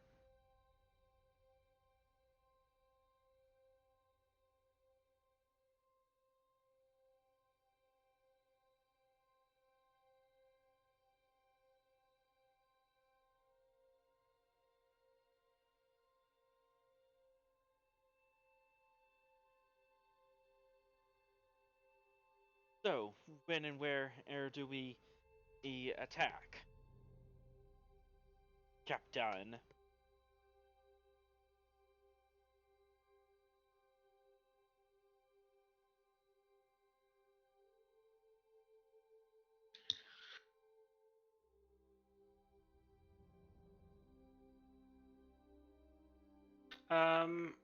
Can you pull up a map real quick?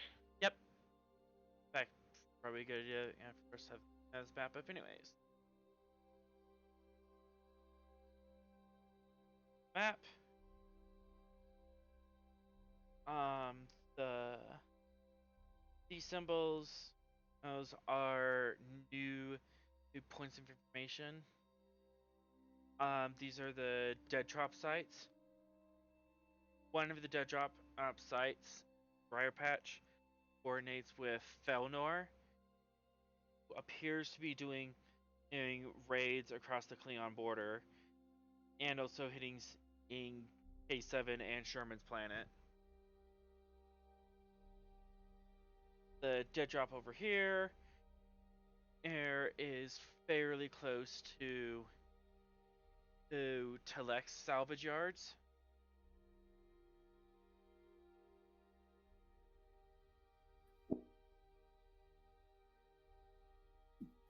I'm gonna try something so kid can maybe round down a search area. Give me a sec. Yep. I'm gonna actually put labels on.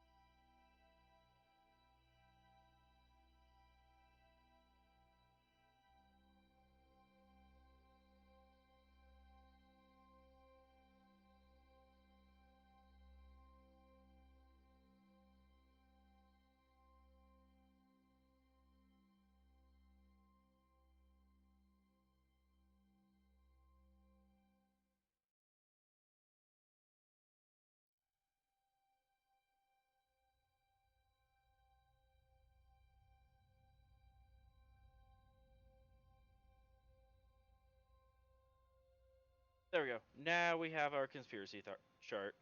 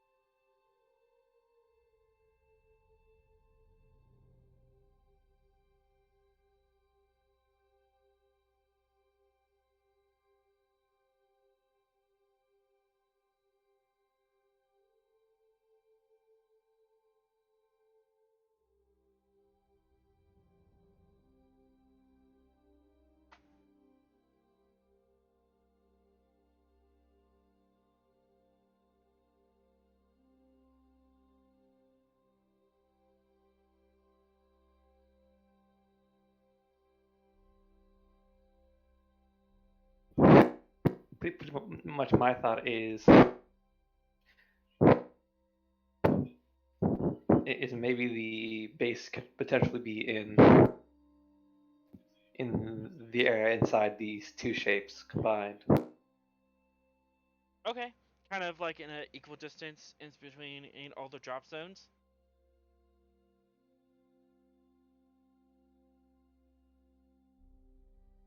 All right.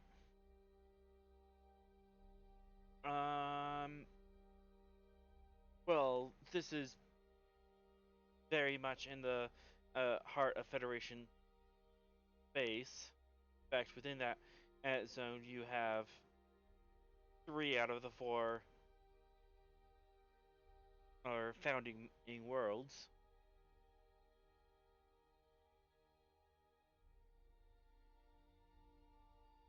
You also have Orion here, France.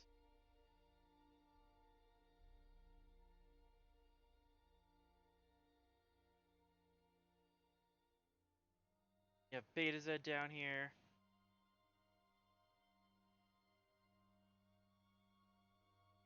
You have a couple clusters. You have the Argolis cluster, Iraq Nebula.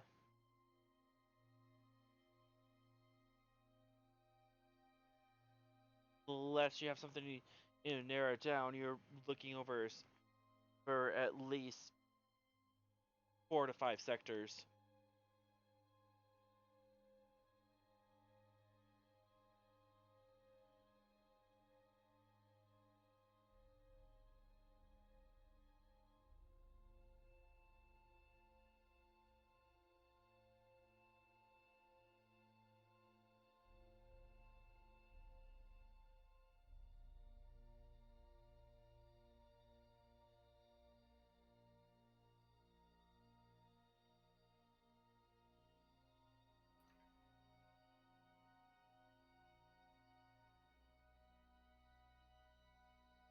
Any other questions?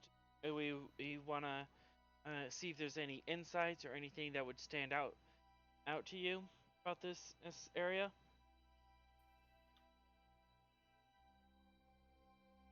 I think maybe if we figure out some information about Talon 3, because that's probably could be the next place we're going to. Do you want to like put an X on the places where we already been to? Yeah, we can put an X on the map. Yeah, like add the X status on the places we've been to. Oh, am I in the wrong layer?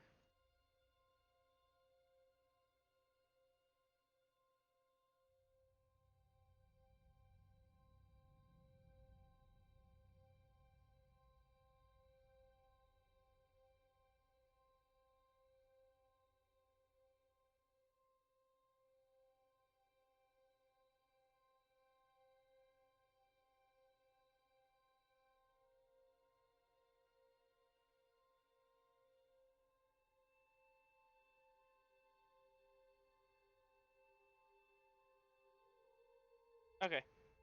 X has marked the spots you have been at.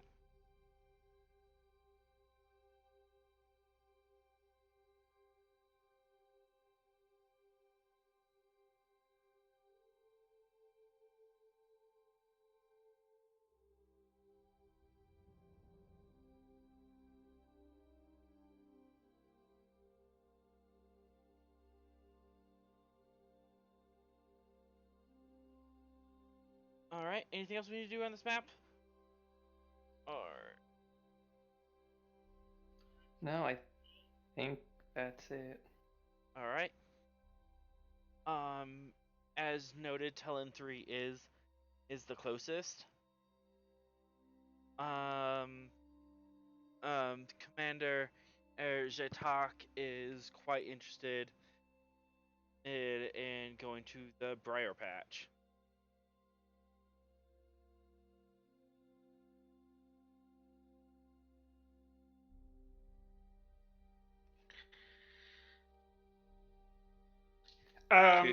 So when he says that they've been raiding near Deep Space K7 and Sherman's planet, is that like the two major places they go?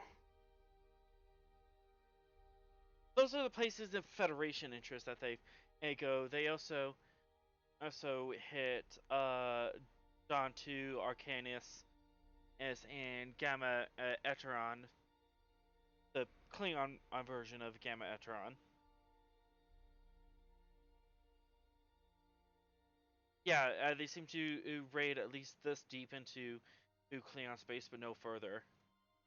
Or they don't go down to Borath, even though that's about the same distance, because don't go to Borath unless you want to bring the entire wrath of the Klingon Empire on you. That's a holy site.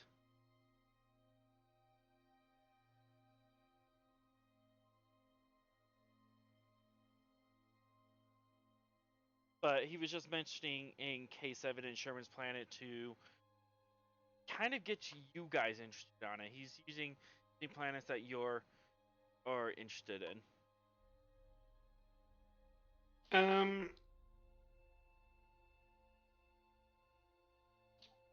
I'm just gonna tell them my plan to go to Talon and then kind of go on a fish hook and tell them that it would be really convenient if they were never more than 12 hours away at maximum warp from us. No, we're not going up to the top.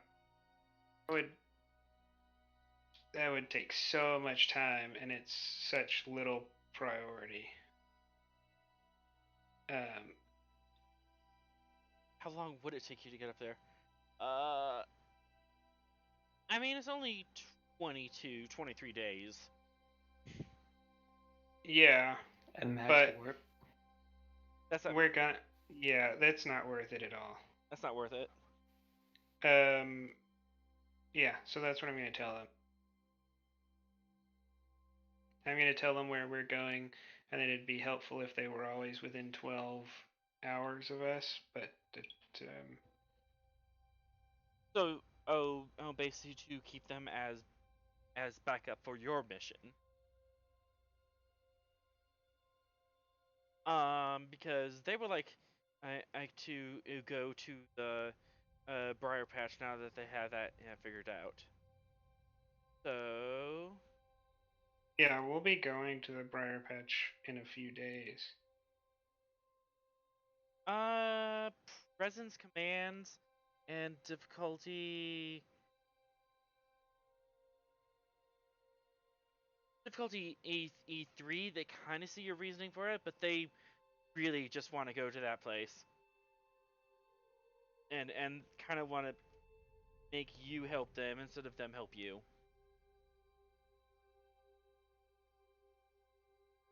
But They can do that. Talon's only 5 light years away. By the time we get there, do investigate for a day or so, and then head towards the nebula, they're not going to be that far ahead of us. We can always catch up to them because they go slower than us, I think. yeah, they're in a Burrell class, so they're not that fast. Yeah, then I don't really care if they head straight there. We'll be there. Yeah, that kind of already fits with our plan. Because by the time we're investigating Talon, they won't be that far away once we get there. And if we get there and we need their help, we'll say something. If not, they can just keep going to the Briar Patch, and by the time they get to the Briar Patch, we'll be almost there, or if not there too. Yeah, so I mean, I'm not really worried about that. Okay. I mean, if we do that, then we'd have to change our plans slightly and go now, unless everything has been done within the 3 weeks, like the upgrades to our ship. Why is the ship being upgraded? Quantum torpedoes. Yeah, I don't think that required us to stay any longer, does it, GM? Nope. That's No, kind you of just basically, automatic. yeah, you've basically just kind of been stuck in a holding pattern waiting for these Klingons, and also, Nea put a hold order in with the intention that she was going to come to you and give medals in person, but that didn't work out because of plot reasons. Yeah, so the quantum's already there, so we don't have to worry about that. Yeah, well, I'm saying that, like, we shouldn't wait 3 days and just go. Yeah, I don't know why we'd wait. I was planning on heading out ASAP. Yeah, there's nothing keeping you here. You've basically been on a tentative shore leave for a week, which has kind of got everyone antsy because you really want to go, but you're under orders to stay here for a moment.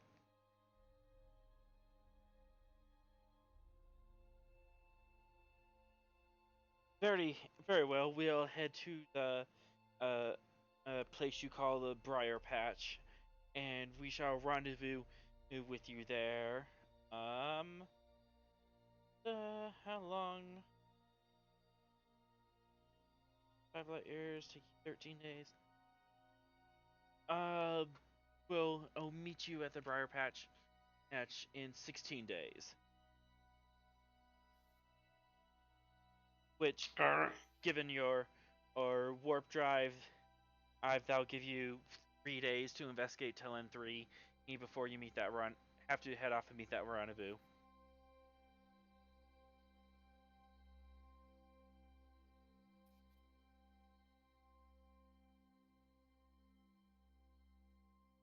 I haven't. Alright. Is there any other information and you require of us?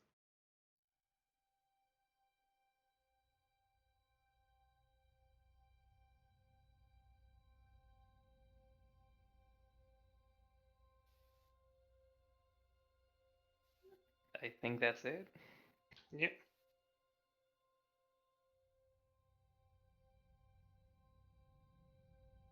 Very well. We shall be off then. And with that, they head outside to their armed guards and your security officers, I presume, escort them to the transporter room. Yep. All's fair in love and war. They get the order that they disembark.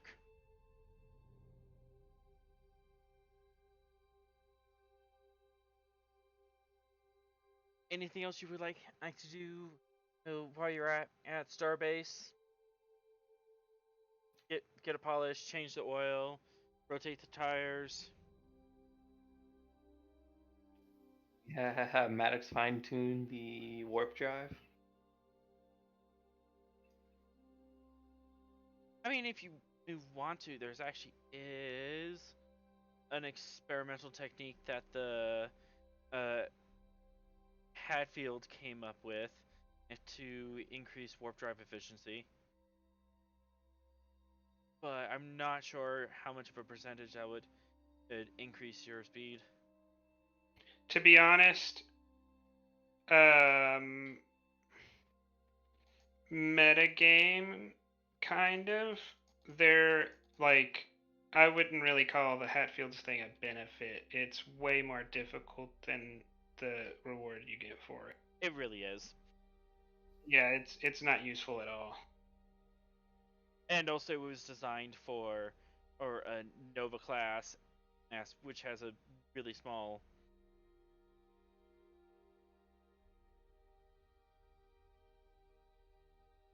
Yeah, basically the Hatfield did that just so they can get a decent warp drive out. Whereas the Svalinn, you already have a pretty decent max cruise speed. But yeah, that was a distraction.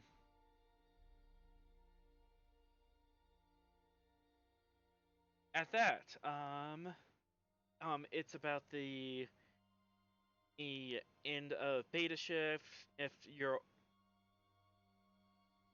yeah, it's about time. I'm for our alpha shift people to start going to bed. So you could disembark now, or you can wait another 8 hours and just kick off in the morning.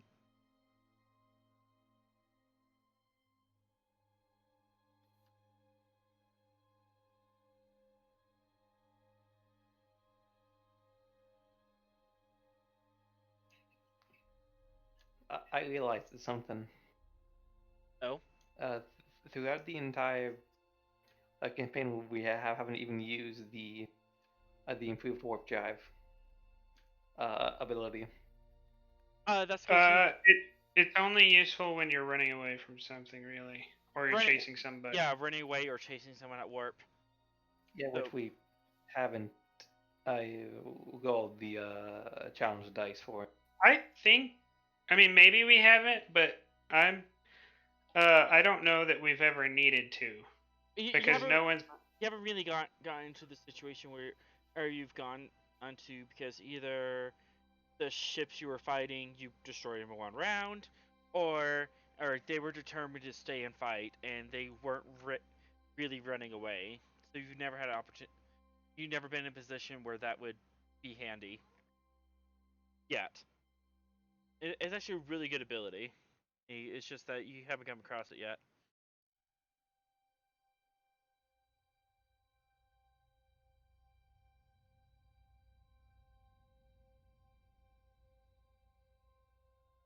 Anyways, do you take the night off, or do you have gamma shift if let you set course? Yeah. We'll let them get us there. All right, gamma shift. If will take you off. I think I have this calibrated.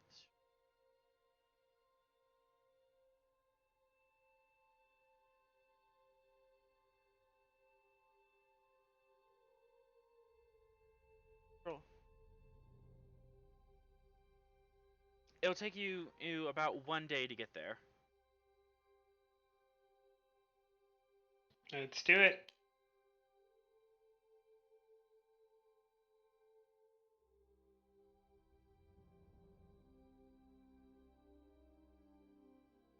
Very well. You disembark from Starbase 621, and there's a vibrant energy as the crew who gets back to doing what they need to do, and you're finally underway to investigate this mining colony. On your order, Captain. Well, not on mine. I'm not on the bridge. Oh. Oh, yeah, he is not. No, it's probably either Tolek or Colder. I mean, they're normally alpha shift, unless they have specifically been taking extra shifts to get experience in the chair. All right. Out of the senior officers, as right now, would anyone want to take a gamma shift, if to get some chair experience? I'll take gamma. Fuck. Oh, you're already a commander. I don't think you need it. Yeah, you're at that position where you're just waiting for like to get that amount of time as a first officer and wait for a ship to become available. They still have to take the test to become commanders. All right, Calder, on your command. Warp.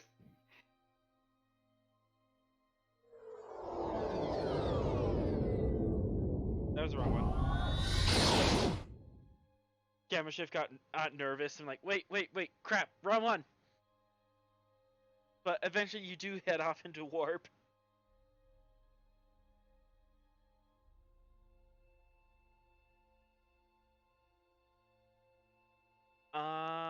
About halfway there, Air Calder, the bridge is quiet.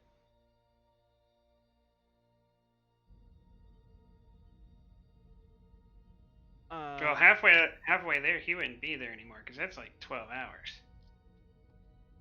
Halfway through his shift. Oh, okay. So you're about 4 hours from the Starbase, 4 hours into your ship. You get a first contact act warning. Well, a ship contact act beep.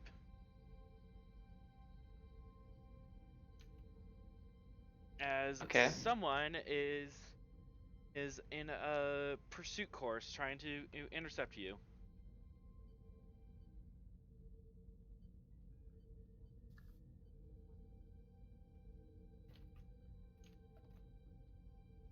Scan the ship. I want to know what's coming at us. This is a Romulan bird of prey.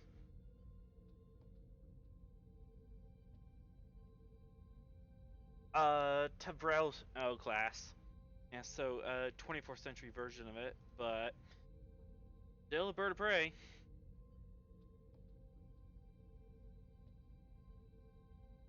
And they have not contacted you yet.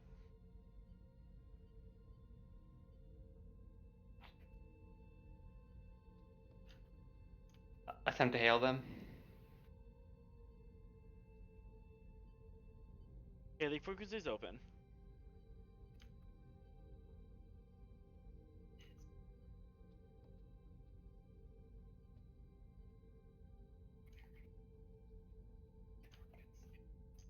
This is Lieutenant Commander Calder of the USS Svalinn.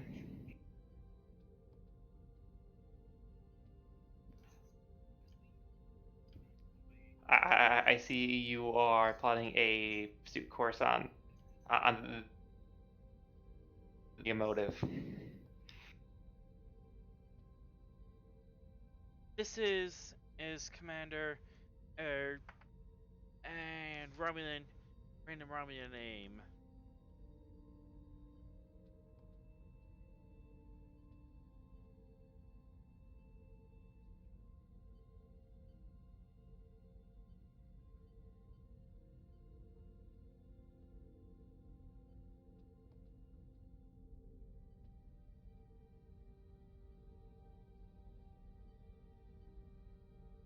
This is Commander Tregor of the RW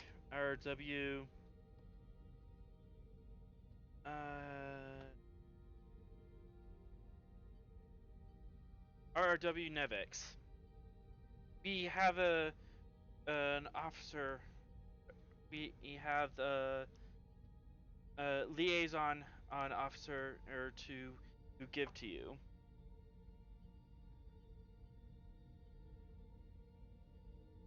For or use of the cloak that you have procured.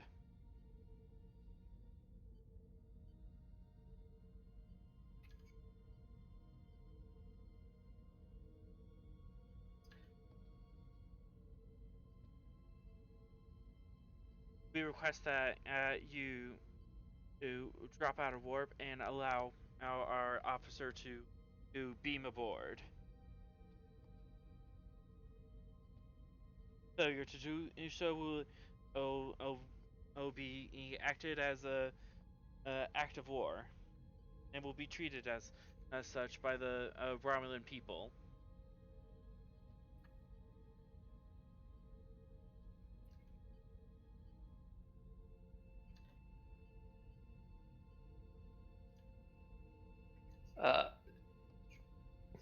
Bub game. Wouldn't know that we'd be getting a liaison. You would know. No, because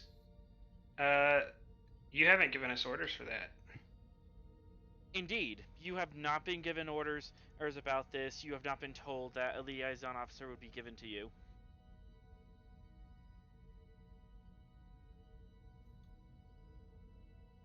And this would be something that at Calder you would know as a senior staff member, especially senior security officer.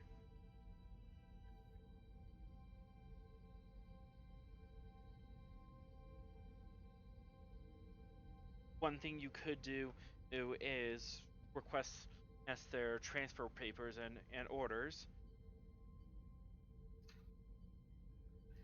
I think I will, and maybe do a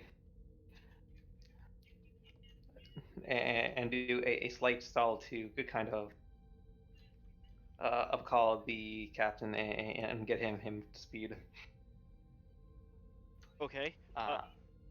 All senior staff members are woken up in the middle of the night as you are informed that Romulan operative is requesting permission to come aboard.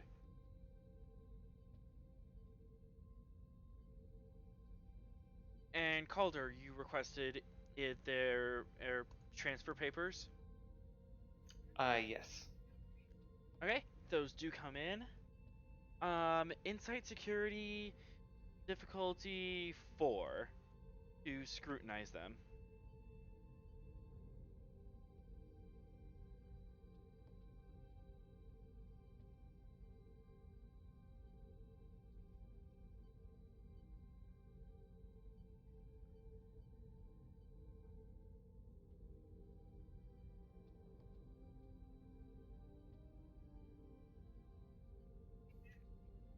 Actually, it wouldn't be difficulty 4, it'll be yeah, this will act like a hidden quality. So you can scrutinize it as much as you want. So you have to make a called shot. So if you want to do a level 4 scan on it, you would try to hit a target of 4.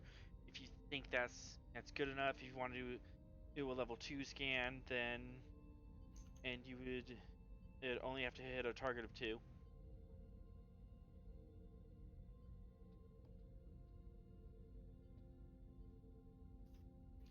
I know. First, I'm going to ban a determination. Okay. On what value? Better to deal with the problem now than later. That will work. So you have +2 on the deck.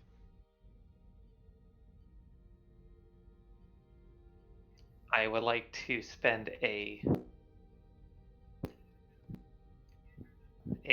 threat and 2 momentum to add 2 dice.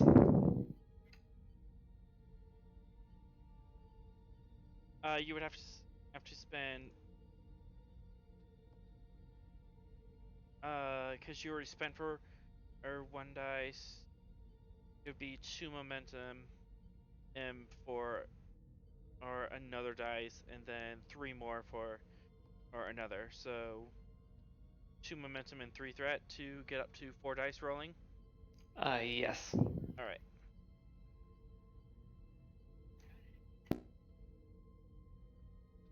And will forensics work for a focus? Yes, it would. And I'm doing this as a difficulty 4. Okay. And the computers can help with computer security as you verify orders and stuff.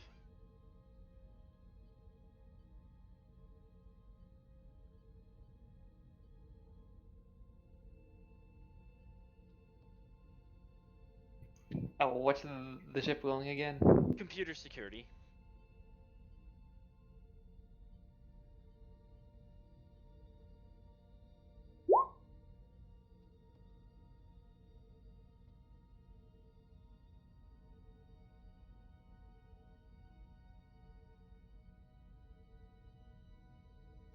That is 7 successes. Out of 4, so you gain 3 momentum. And that is being populated on your screen.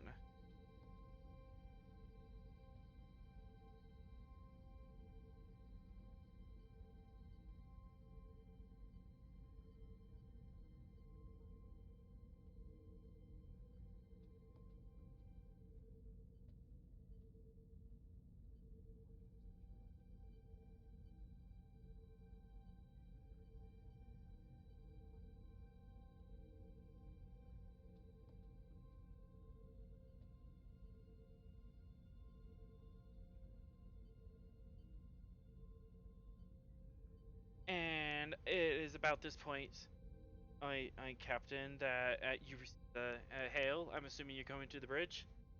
Yes.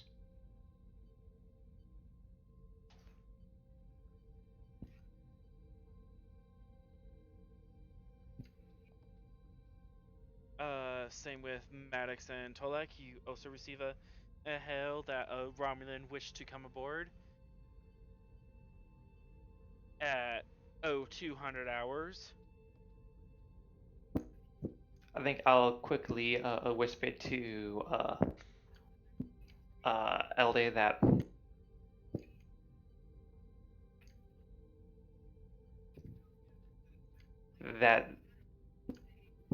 the papers look legit, but they are 6 months out of date.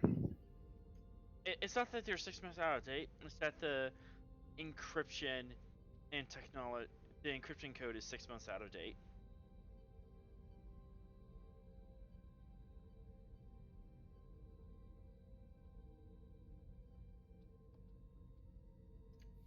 Could I use that extra?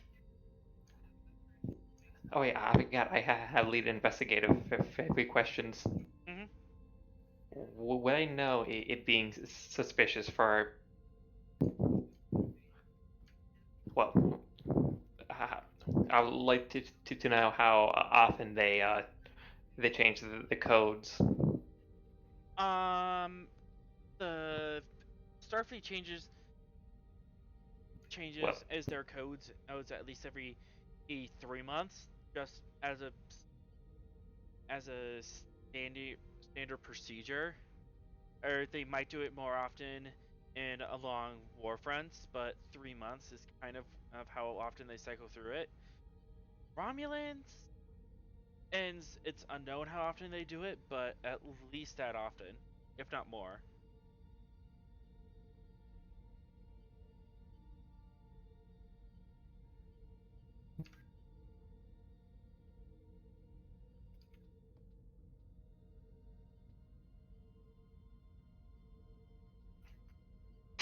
And it is at this time that the rest of the senior staff can get to the bridge.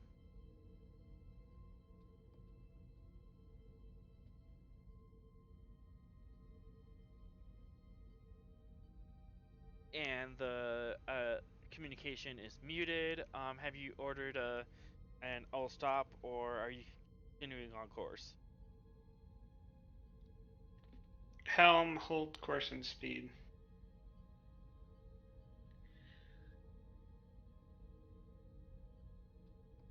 Aye, Captain. Mr. Calder, if you'd stand by on the cloak. Aye, Captain. Mr. Maddox, if you'd open hailing frequencies. Aye, sir. Hailing frequencies are open. This is Captain John Elder of the USS Svalinn. May I know your name and your ship's name? My name is Commander Tregor, of the RRW New Nevex. We are here to transfer an operative if on board your ship to assist with assist and oversee the operation of your cloaking device as per our agreement with your government.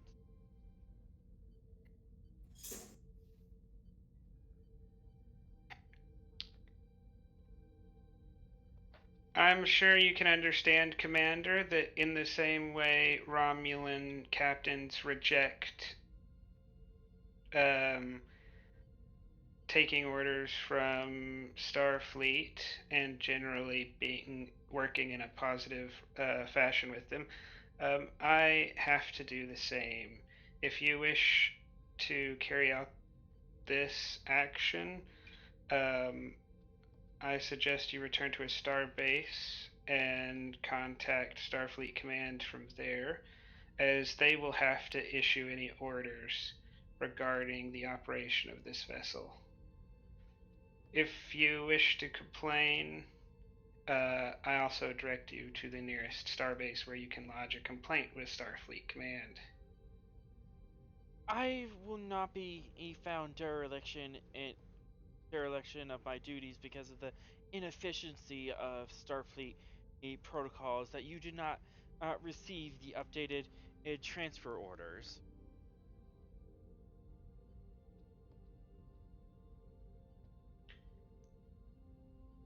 I can definitely inform you, Commander, that throwing stones is not going to get you any faster through our bureaucratic systems.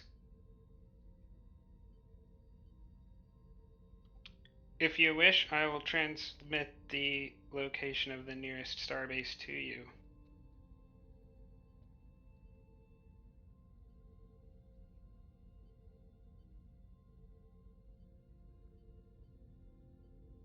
Captain, this is a waste of time for everyone uninvolved. You have my orders legally signed and dated.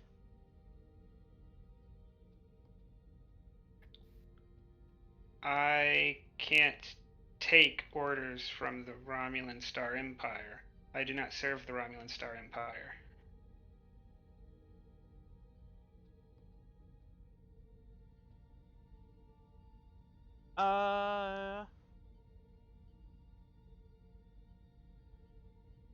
President's command opposed. But you do have one advantage as you are technically correct.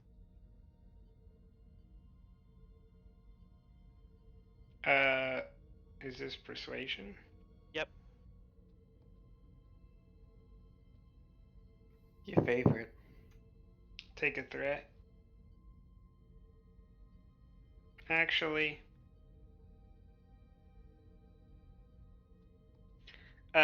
determination on always watch your back. I will definitely take it. Then take 2 threat. Alright. The third dice.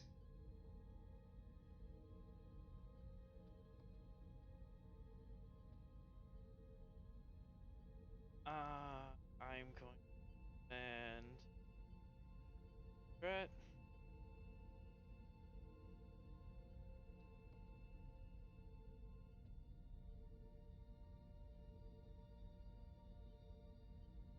I get my determination back. And I rolled. I have the ability to re-roll once to try to get back any threat I spent on a roll, and I did that, and I did not get any of it back. Okay. What, someone got a complication? Someone has a complication and only 2 hits. So you just gain 5 momentum. And you have 3 float.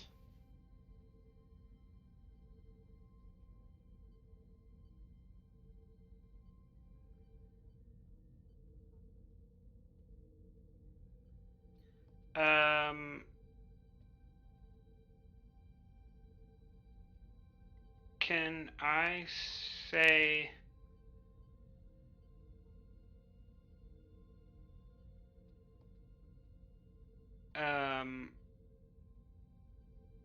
and you can tell me how, like, if this is one advantage or multiple advantages, but I basically want to talk him in circles and convince him that the best course of action is for him to travel to Starbase 21 and talk to Admiral Nea and then come back to us?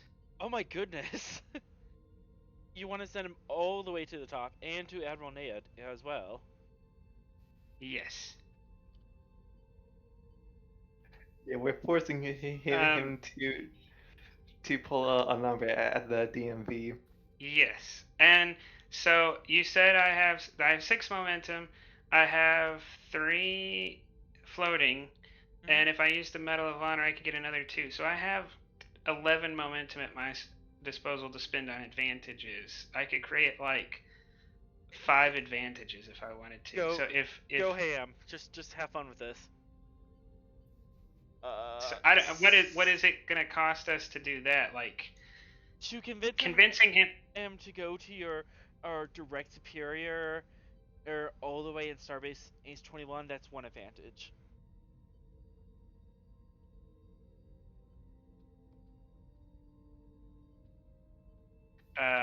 Then we're gonna.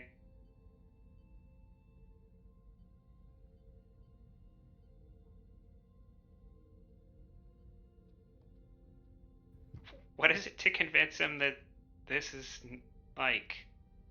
Is it possible just to convince him to go back to Romulan space? Like to leave it? I don't know. He's under orders from Romulus to deliver this passenger to you.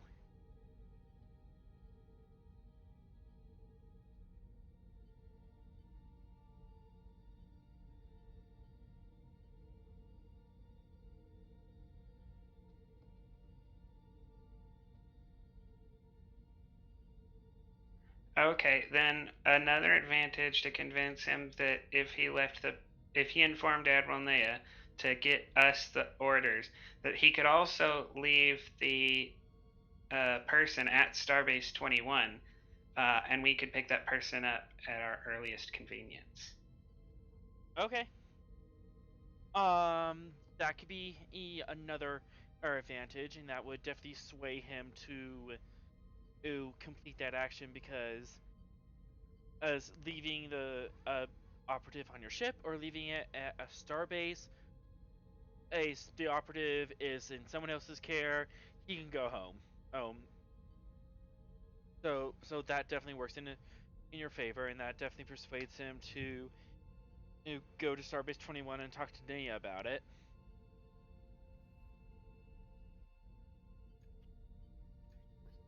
Should we tell them the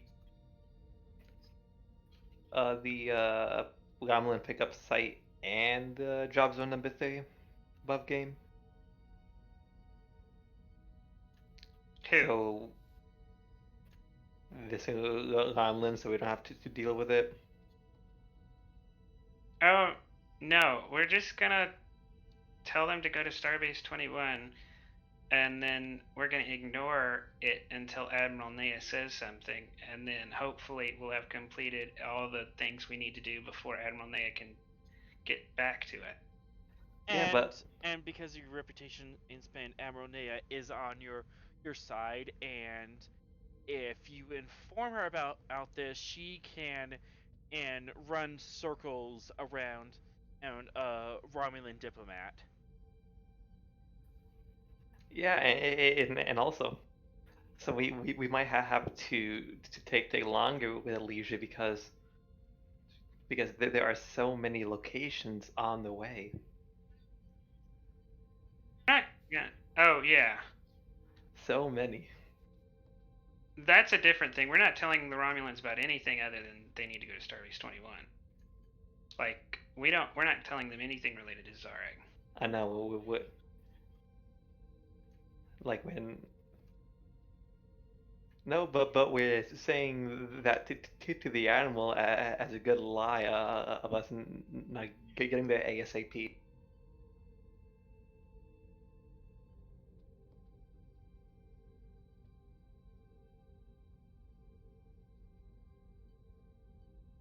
Yeah, then we'll just do that. We'll spend 4 momentum to do that. Convince him to go to 21. Okay. You talk with him a bit. You cite regulations and your or board tone, and you run circles around him, and finally this is from the captain commander goes, enough of, I will take this to your superior, your officer, and to the Romulan and consultants.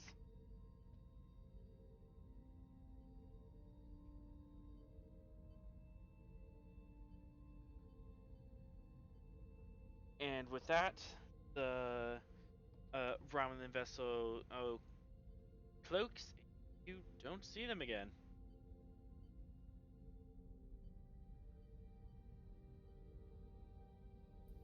You for alerting me, Mr. Calder, and please avoid doing so unless you find yourself in imminent danger for the next 6 hours.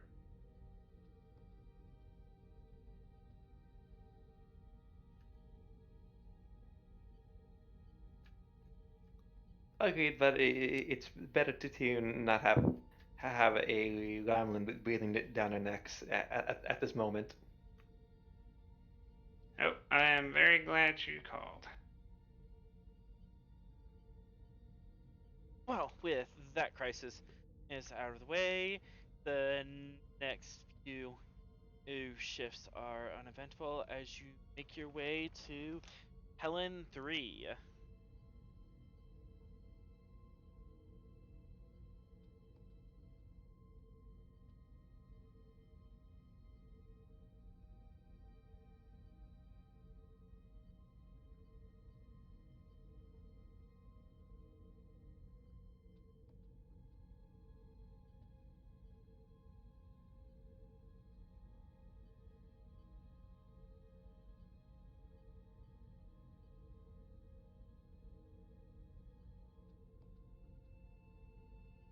Alright, as you come to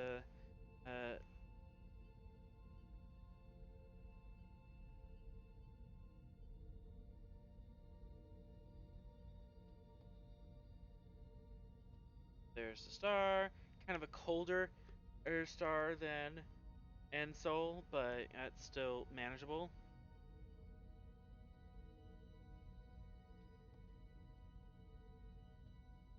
Space junk.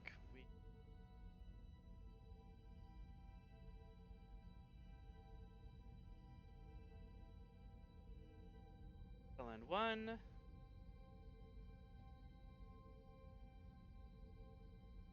Helen 1's a Class J in close orbit. 2 is a giant rocky planet, but a Class D with a. Actually, it's a Class L hostile atmosphere, but you could live on there for a little bit. That sounds right.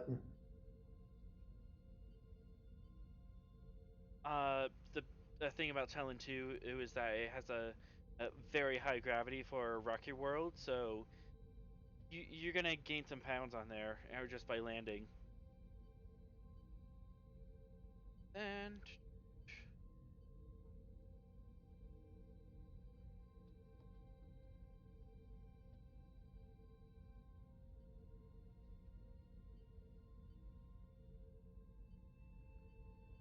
Talon and 3, barely class SM. It has been in strip mined to oblivion, and lots of pock marks across the surface, hundreds to thousands of kilometers wide, as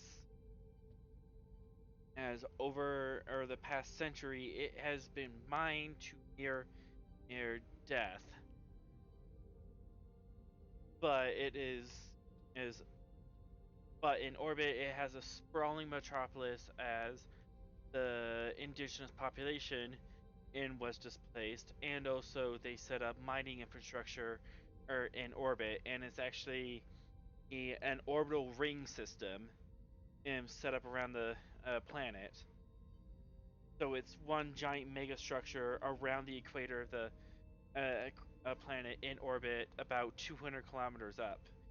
And at various points, Since they have space tethers going from the rings down onto the planet to various mining sites, and they mine the ore and bring it back up to the orbital ring for processing and shipping.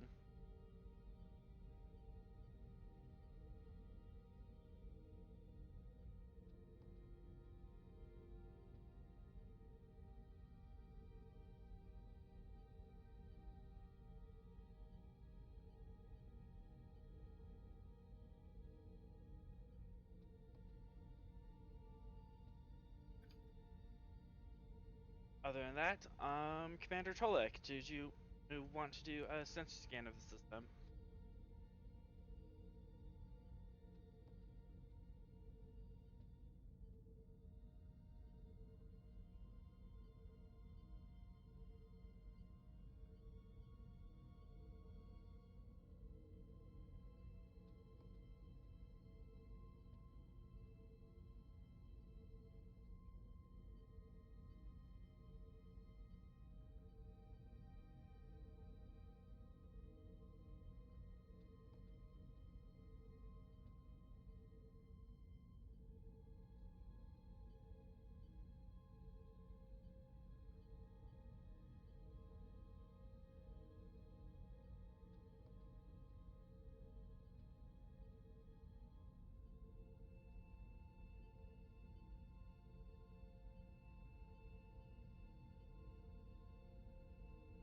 Tolek?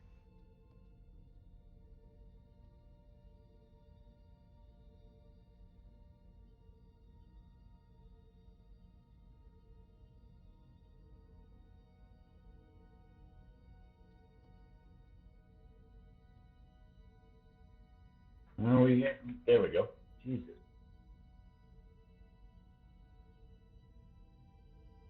You could get a I'm not scan. proud of you there. What on earth is happening? Alright. Are you fine now? Yeah, I can hear everybody, but what's happening? We just First we thought. we just warped into a new system, and I was wondering if you'd like to do a sensor scan. Get more Oh, yes, information. absolutely. All right. I also don't know if you were present of having previously, but we pretty much did the equivalent of sending some Garmlins to pull a number at the DMV. Magnificent. That I heard and laughed heartily. Yes, as you effectively told the Romulans to pull a number at the DMV and wait in line while you tried very hard not to have a Romulan and operative on board. We just had a bunch of Karens on a Romulan warbird show up. Oh goodness. At this time, I'm reason, science, and sensor sweep is difficulty 0, assisted by I shift sensor science. Reason science. Now, explain to me again complication range and task roll. A task Task roll roll is is the the number of dice you're wearing, or Yep. number of dice you're rolling. Yeah, and And- complication is the pretty much like if it's complication 2, if you roll on a 19, that counts as critical failure. Kind of like makes the critical failure range larger. Yep, and most of the time, it's going to be a complication range 1 unless I say otherwise, which I could adjust that based on what's happening, or I could spend threat to mess with you.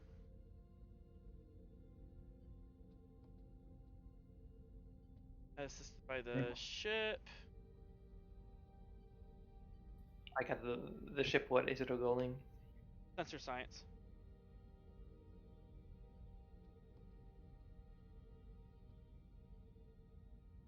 Okay.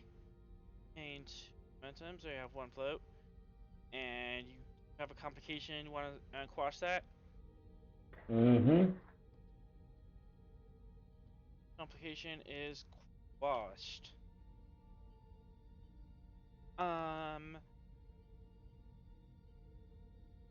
Some interesting things is that Talon 3 is it's kind of on the border of class SM and class L. The atmosphere is technically breathable. The land is technically airable, but as you scan, you also find out that it wasn't originally that. The original inhabitants actually came from another star system about 200 years ago, and terraformed Talon 3 from Class L into a breathable atmosphere, just by bombarding it with comets to get a thick enough atmosphere that air to breathe. And they did that solely because this planet is so rich in minerals and uranium and titanium and gold, all these other alloys. So they made it just breathable enough for miners.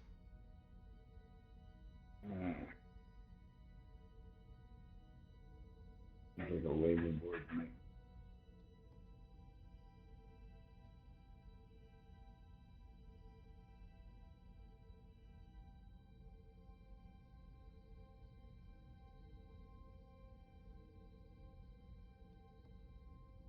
The other planets in the system aren't very interesting. And Talon 2 is also class SL, and it appears to have a penal colony on it. They drop their prisoners off on the planet, and they have fun in the class L atmosphere. And as you warp into the system, you get a hail from Talon 3.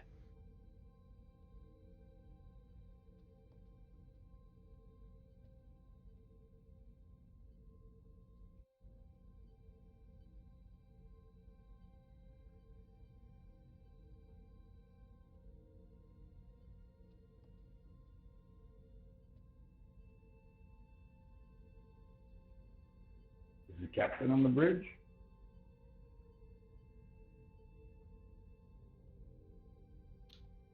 Yep. Yes, Commander Tolek, what do you have? We have a hail from Talon 3. I'm sorry, I couldn't understand what you said. We have a hail from Talon 3. On screen. And a very cheerful Ferengi he shows up on screen. And hello, Starfleet. My name is Xareg.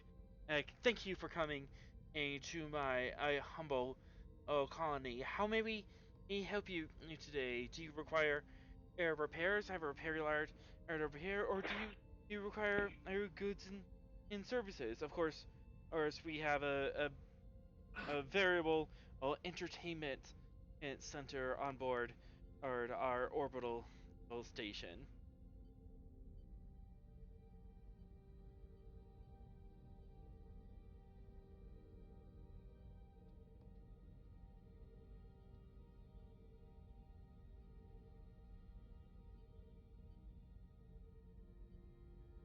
And in general, Glek is trying to sell everything to you.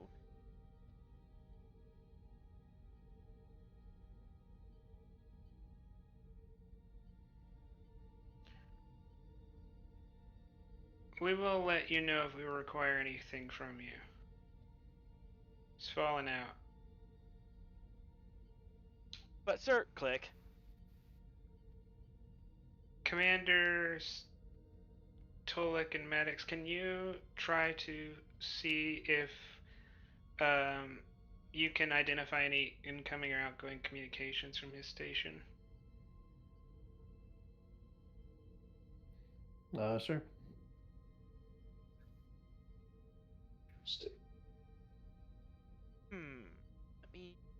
we figure that out? Well, I have an idea that might assist us. And what would that idea be?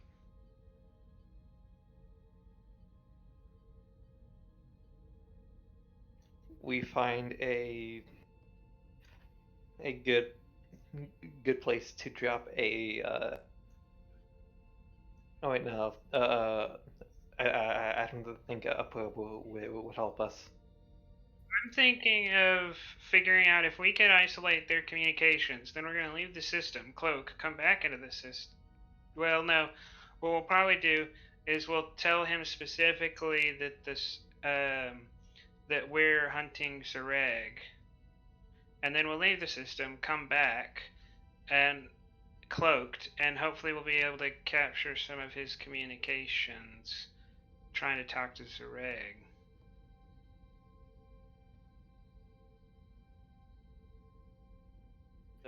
Or message out. I think the probe idea could still work.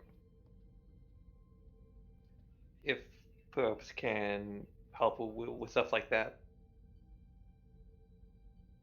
Would Xareg be? Would he realize that we have a cloaking device? You are unsure. He shouldn't. Well, actually, he might, because of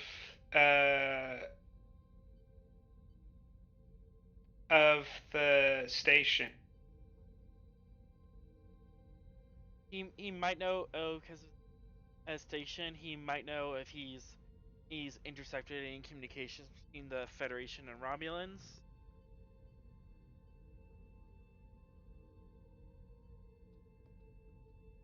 He might, if he got a hold of the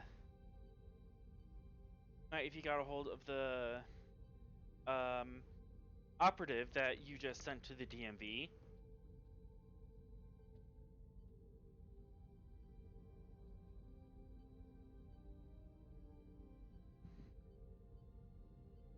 But to intercept any communications, it'll be difficulty 5, insight security, assisted by ship's communication security.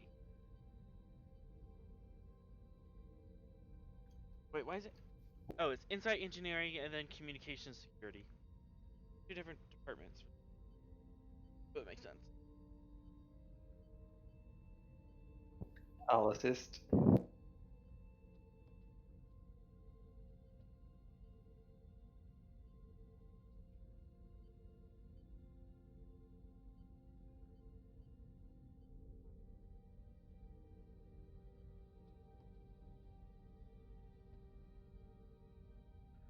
I think I'll use 3 momentum for 2 dice. Okay.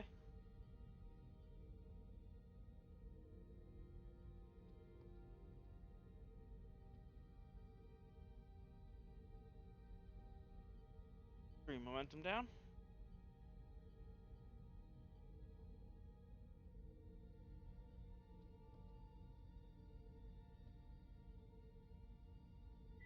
I will use cautious engineering to reroll one of those zeros. Okay.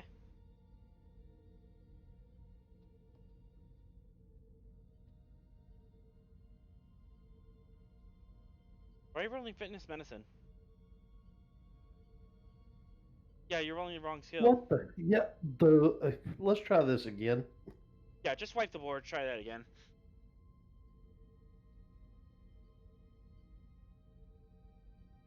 Insight engineering.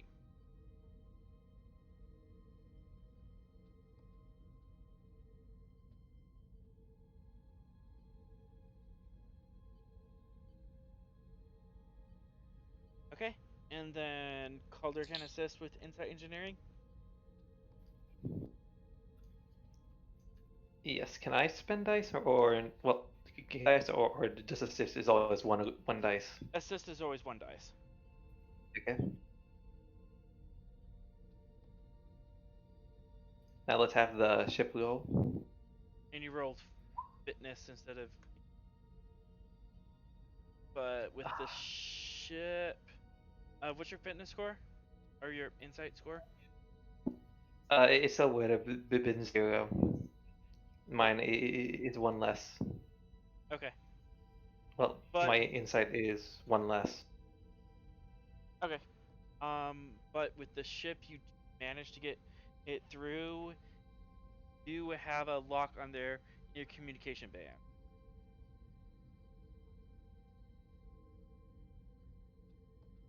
Especially the long range ones. There's a bunch of short range ones, but with that roll, you're able to get into some of their high band encrypted stuff. Captain, we're in their communications, right?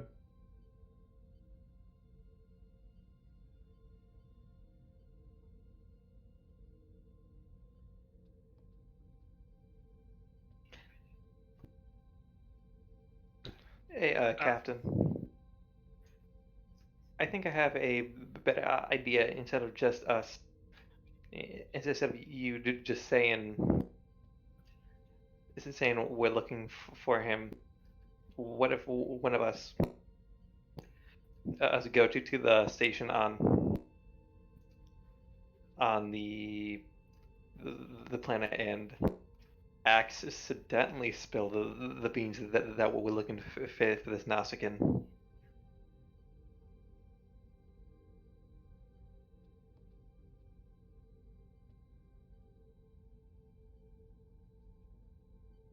I don't know how that helps us.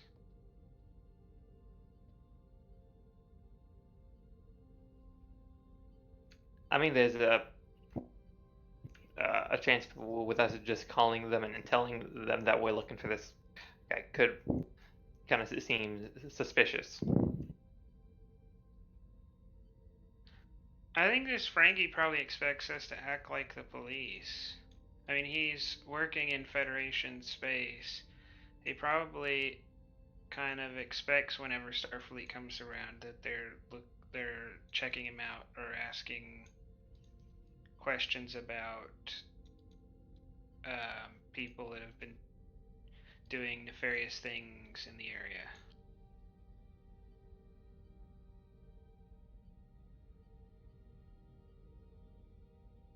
You okay?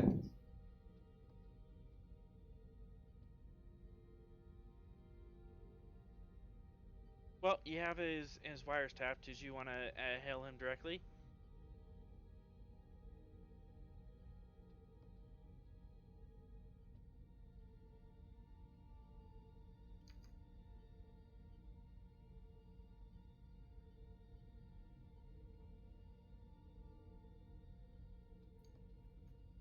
I should.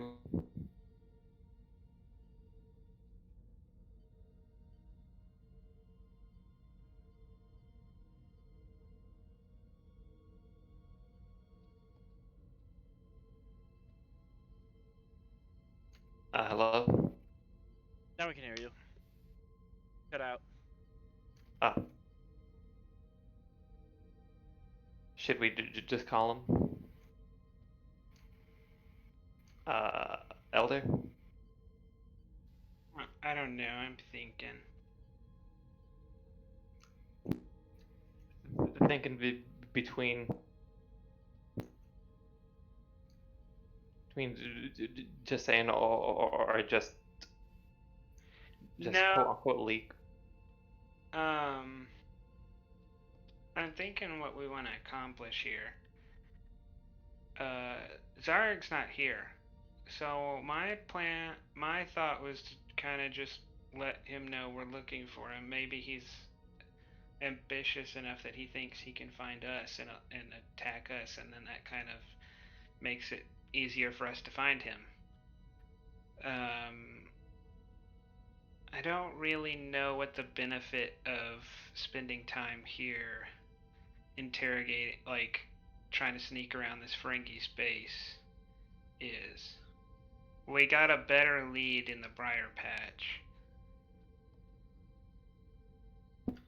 As kind of just deciding if it's worth our time to stay here and investigate this or just go to the Briar Patch. Well, I mean, just hailing and telling them would, because we already wiretap them, and I don't think,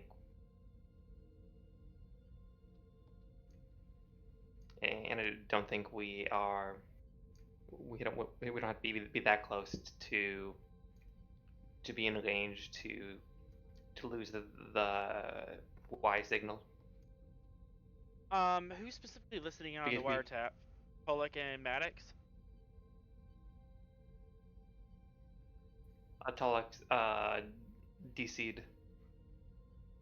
So it's just Maddox. Okay.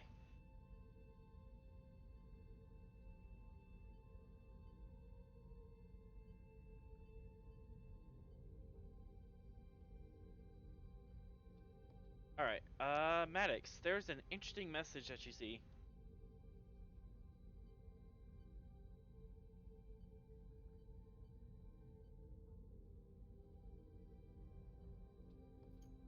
Maddox? Sorry. It's collating.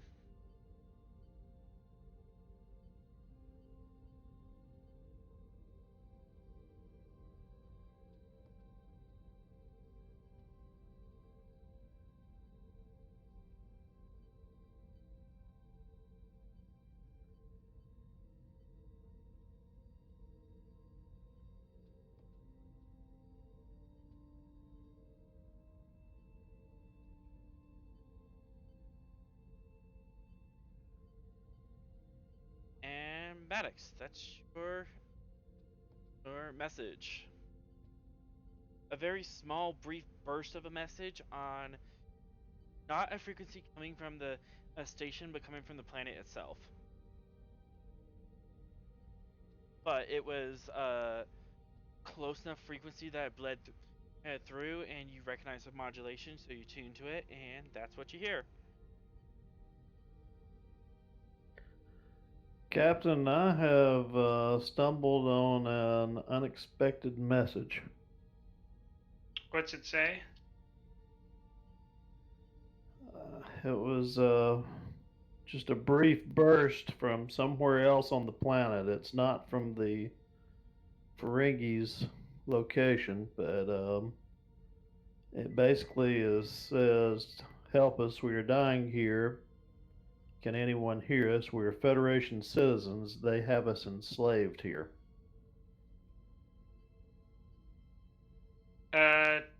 Isolate and triangulate that message. Can you give me a location? I'll do my best.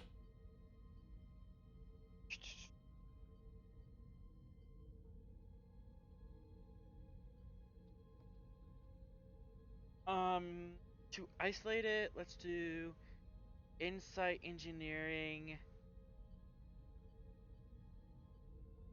It's gonna be a difficulty 3, assisted by ship's communications engineering.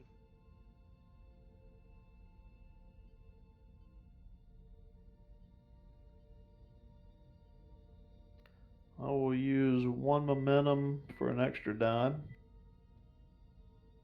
Okay. I will assist again.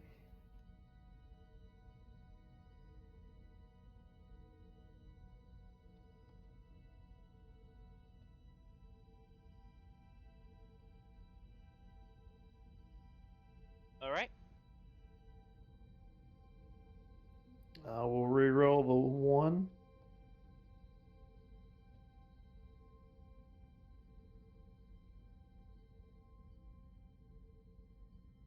Excellent.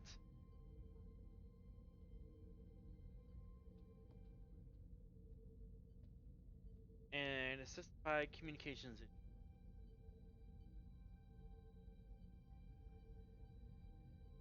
from the ship.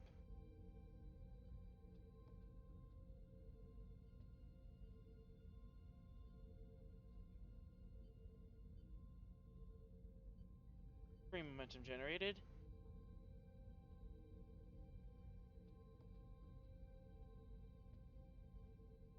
as the message appears to be coming from the end of one of the tethers, or in the vicinity of one of the uh, space elevators to the ring on the planet near a dig site. Zeroing in a little further, it seems to be coming about 2 kilometers outside of any buildings proper, probably underground. Captain, I have a location.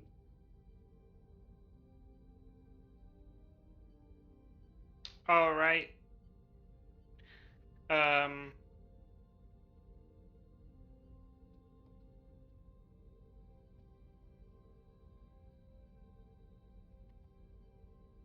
And Captain, this is well within Federation space. Yeah.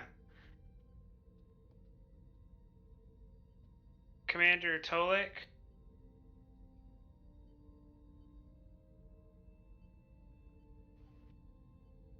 Did he not reconnect? He did not reconnect. He left for the evening.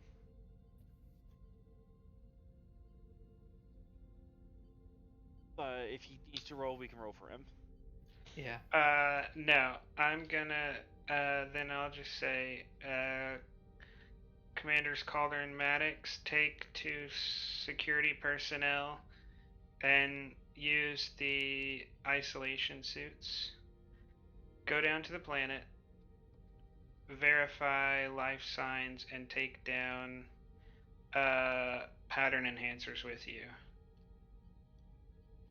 If you verify the life signs, I will send down as much security personnel as I can get available, and you'll have to get them back.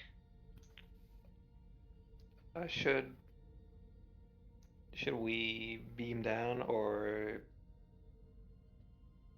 And on that note, we shall end the episode as you guys receive a mysterious message.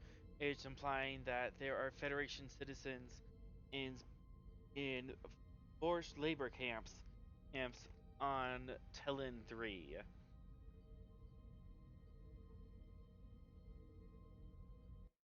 And next week we have a rescue mission.